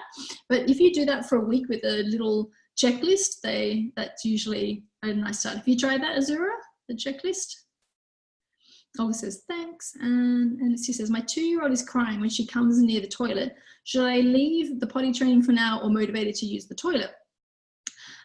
What I like to do is to scaffold skills. So it's a process of potty training. It's not forcing them in any way. So I would do it at the same time every day, like as you're changing a nappy, oh, here's the potty. Oh, you don't want to sit on the potty? Okay. And then you just keep going. And like, if we sit on the potty to do, oh, you don't want to, would you like to use the potty or the toilet? You know, you can give them a choice, and not forcing it. And then you change their diaper and you just keep doing this thing. Or, yeah, I wouldn't force it. I just keep offering it. And in the meantime, scaffold other skills like, oh, this is how we pull up our trousers and this is how we pull them down. This is how we wipe ourselves when we're finished peeing. Oh, I can see that you're peeing, and like labeling it. So you're building all the skills around it. And then the last step will be sitting on the potty in the toilet. So I wouldn't worry. And two, you know, it can happen in their own pace at their own time. Amy says, thanks so much. You're welcome, Amy. Anne says, any tips on repeated behavior? Every night we have, I don't like this dinner before he even tries it. Yes, this is the boy who never stops eating and likes everything. Oops, I just lost the message.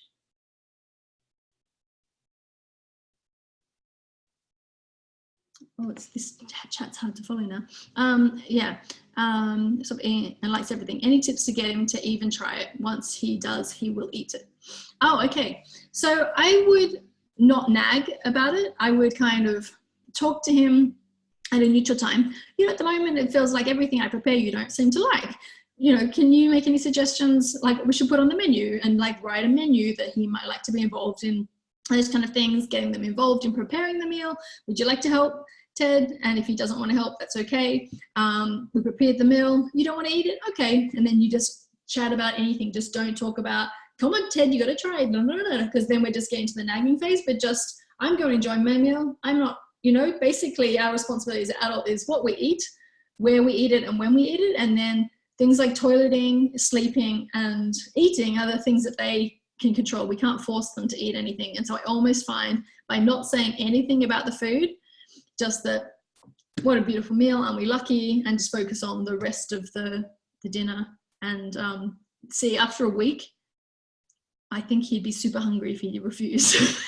But I just don't think he would. I think after time, he's trying to get a reaction. And if there's no reaction, it should pass.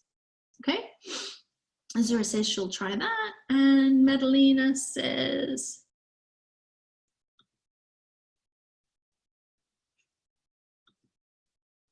how can I get my screen to be bigger? This is better. Okay, great. What technique can I use when I'm trying to put the baby to sleep and my toddler is making a lot of noise? Maybe the note you suggested to Olga's situation. Yeah, that's really difficult because you're going to have to keep going in and out of the room. Keeping the toddler in the room is usually very difficult. So I would have a space that you say, oh, I'm going to put the baby to sleep right now, and get the toddler probably outside the room, busy with something, and then keep coming in and out.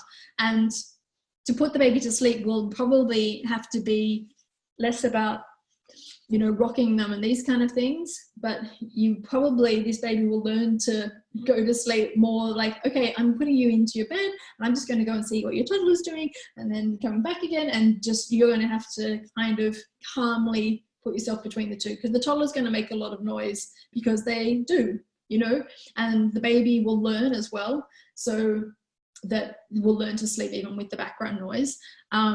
But you could definitely, when the baby's sleeping, have like a little red like visual of baby sleeping. Can you see the sign that says baby sleeping? Yeah. And then they might get angry about it. Oh yeah, you're really angry because you have to be quiet because the baby's sleeping.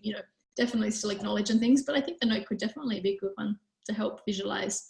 They're young, aren't they? And they're still trying to get used to, when can I be loud? When can I be noisy? What kind of things can we do? Maybe also you have a basket of toys that you have, which is more like the quieter toys that you use when the baby's sleeping and things like that, if your baby's super sensitive to sound.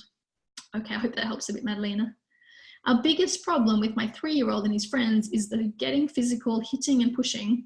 One parent says, leave them to sort it out, and others say we should get involved when it gets aggressive. I feel like 2 schools of thought, or very confusing as a new parent where to draw the line. Okay, so in my sibling workshop, I have almost like a system, and it's not super as cut than black and white, but I try and make it as possible. So when I say like there's that little underlying bickering, then I just am present, but I don't say anything, and then I leave. So they basically know that a parent saw them and I'm going to sort them out. And like, this is conflict resolution in process. And then you have that one where it's kind of like escalating a little bit, then I would come in and I wouldn't say anything, but they know that I'm in the room. So for example, my kids, they're older and they're more verbal, but it's a good example. Emma was humming something and Oliver says, please stop humming, it's driving me crazy. And I'm thinking, I just want my breakfast in peace. And I'm just like, okay, I'm just going to go to the fridge and get something else. And by the time I came back, Oliver was saying, well, it's actually not the humming that's bothering me, it's the tune. I really don't like the one. Can you think of something else? And she's like, what about this? Yeah, that's fine. So they actually managed to sort out themselves, but I was there, still available, and not like leaving the room or anything like that.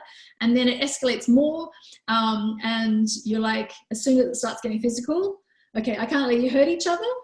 You go to this side and you go to this side. And not trying to say who's right and who's wrong, but I'm just separating them. Yeah, so for me, physical contact is a no, because there's rough play, which is fun rough play, and there's fighting, which I don't think they need to sort out. They can get out their conflict resolution skills on the lower levels. There'll be more than enough of that. That's my call on that one. Read Siblings Without Rivalry as well. I'll add that to your book list. Oh, there's a few links for you tonight. Great questions, everyone. So fun.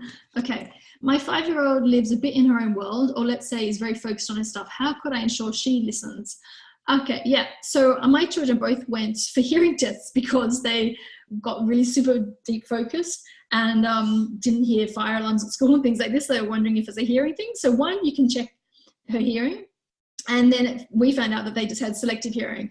And all they asked us to do was just to, when we were asking for instructions, was to go over, put your hand on their shoulder, say their name, wait till they look in your eyes, and then you just have to be much more like physical and go over and make physical contact to make sure you get their attention. Gwendy asked, my son refuses to put on a shirt with buttons or a polo, so he only wears t-shirts, but I'd like him to wear nice clothes when there's a party or something. How can I change his mind? Oh, that's really hard, huh? I have had a time. I would find a nice t-shirt, maybe, something plain, because they can get super particular, other than giving him two choices or getting involved in choosing something. But if there's, some kids will really not like it, and it sounds like he's quite strong-willed, and it really depends. But maybe he might be convinced to have a jacket, a smart jacket instead. But I would go to the shop and look for things together, or even look on, like, have some windows open on your computer, like, do you like this one or this one, and see if he might choose something like that. I don't have, something like that is, to me, where we didn't really talk about is, when we say lots of rules and lots of choices, it's like, pick your battles as well as what's important and what's not. And for me, it's like letting him be the plant he wants to be. And, my children just stress themselves, even if it's not what I approve of all the time. Not approve, but would choose for them.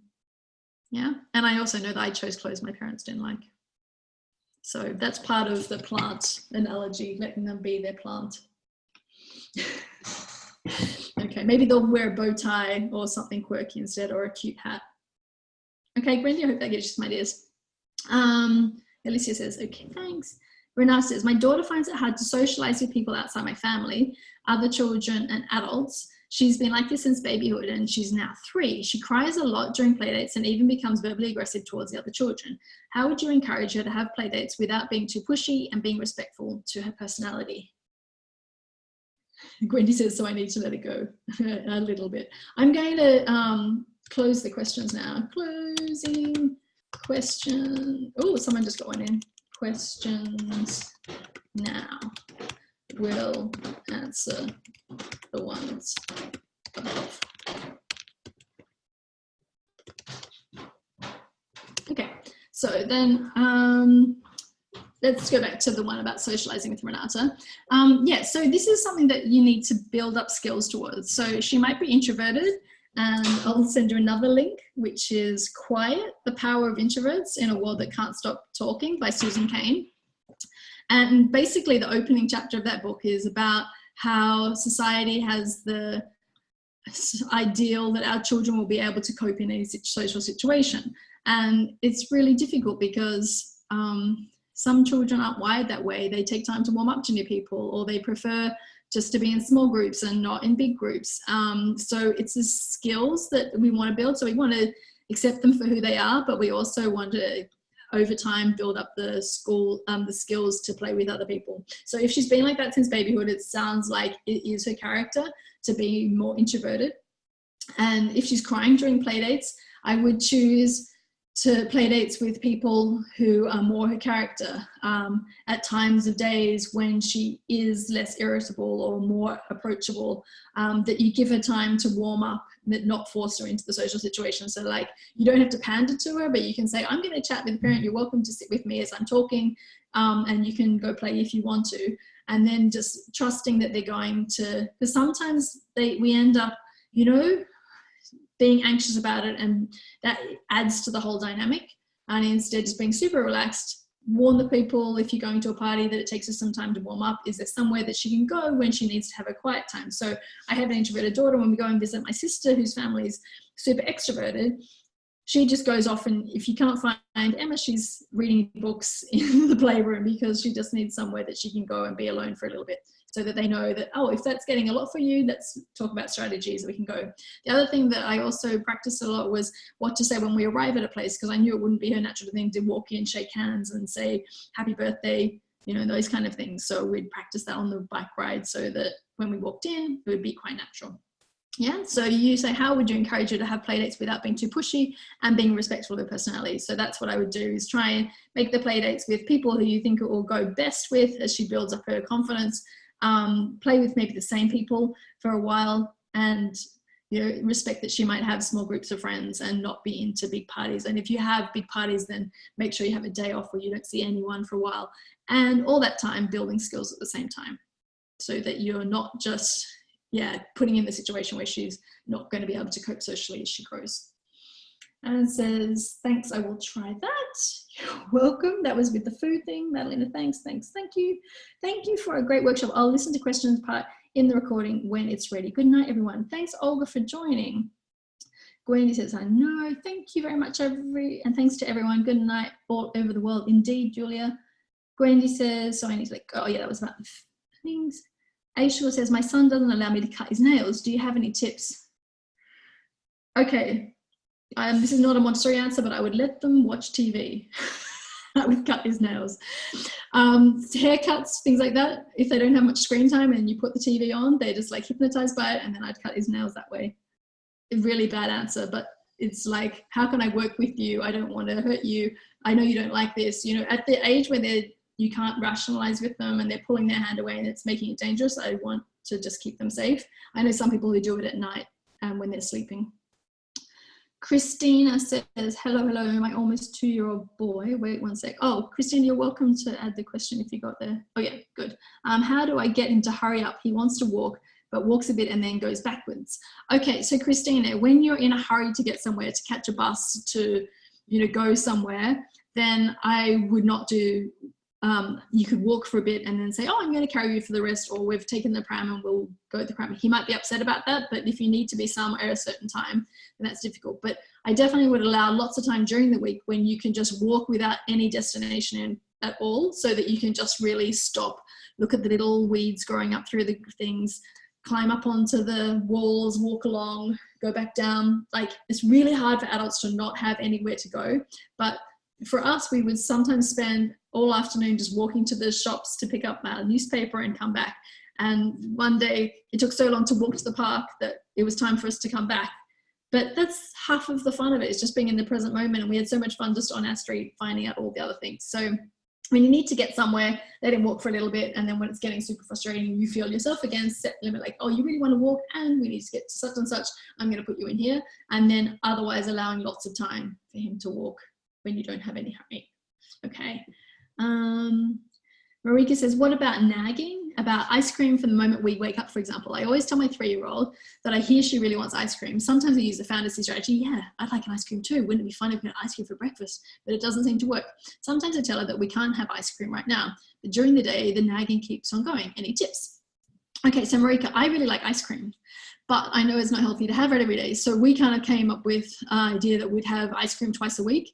So for a 3-year-old, for them, yeah, we can have ice cream. We have ice cream on Mondays and Wednesdays. Let's have a little calendar on our calendar. We can have a picture of an ice cream day, and we go after lunchtime so she knows. And so when she starts at breakfast time, you can say, oh, is it Monday today? Let's go and check. Oh, it's not Monday today. Ice cream is that day. Oh, you really still want the ice cream? And she might melt down about the ice cream. Yeah, you really wish you could want the ice cream all day. Yeah, and there's no ice cream. Then I might even just stop, you know, let her vent for a bit more. Yeah, you're really disappointed. Should we draw a picture of the ice cream so we remember that it's for Monday? And, you know, find visual ways for her to work out, that kind of thing. Always do it at the same time of day and stay really firm on it. And say yes when it is ice cream day. So I think what needs to be clear is when she can have ice cream, so she kind of knows, and building it into always the same. For her, she needs clarity so that you can be really consistent and acknowledge it. Hope that helps.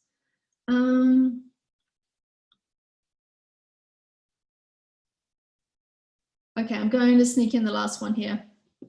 From Riley, my nephew, who is the same age as my daughter, 3 years old, is a bit physical. He hits and pushes, throws things, throws sand in the sand pit, and then my daughter runs to me and says,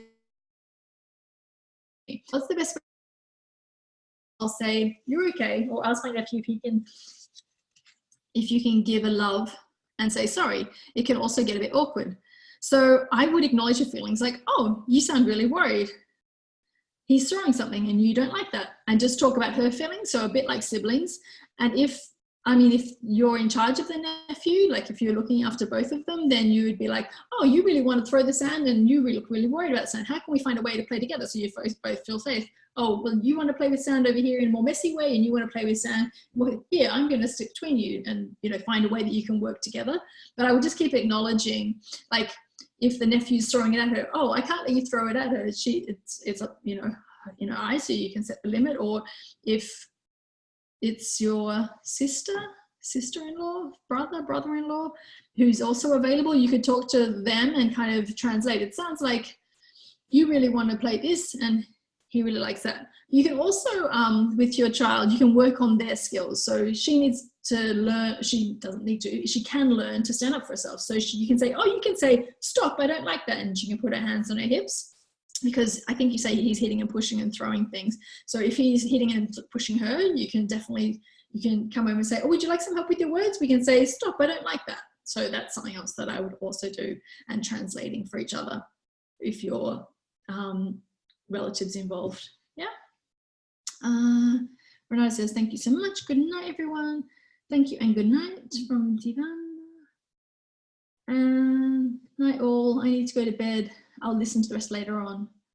Okay, I've actually closed all the questions now, so I'm going to have to leave the last questions that are coming in. Sorry, everyone. It's already 20 to 11, and I think that a lot of people are dropping off the call. I hope that if you go back and listen to the recording, you'll find most of your answers there. It might not be specifically to the thing, but apply the same principles to your thing and see if any of the ideas will help. I see a question on biting, and what I'll do is I'll send you an article on biting. That would help. Okay. Christina says we do that and give him an extra 30 minutes. That's the walking. Yeah, great. That's really nice to allow extra time and to acknowledge, yeah, sometimes you do have to get somewhere. So I'm going to help you into the pram right now. And Aishagol says, what really helped with cutting my son's toenails is first they cut my nails in exactly the same way I'll cut his, and he helps me and then I help him. That's kind of sweet. So I really involve him in the cutting nails, telling him which finger we're doing first, etc. And used to get in a complete fit. And now when I catch him in the right moment, it's all done in 5 minutes. And we give each other a high five afterwards, and I tell him that was great teamwork. There we go. That was a good story to end on, huh? Thank you. Very interesting and helpful. I hope you organize another one for the next age phase, 4+. Too funny, Azura. And Marie says, thanks. We've already a visual planning board, so that's really helpful and easy to implement. Why didn't I think of that? Oh, good. Really, thank you very much for squeezing my question. I appreciate it. Thank you so much, everyone. Thank you. Oh, night, everyone. Super fun.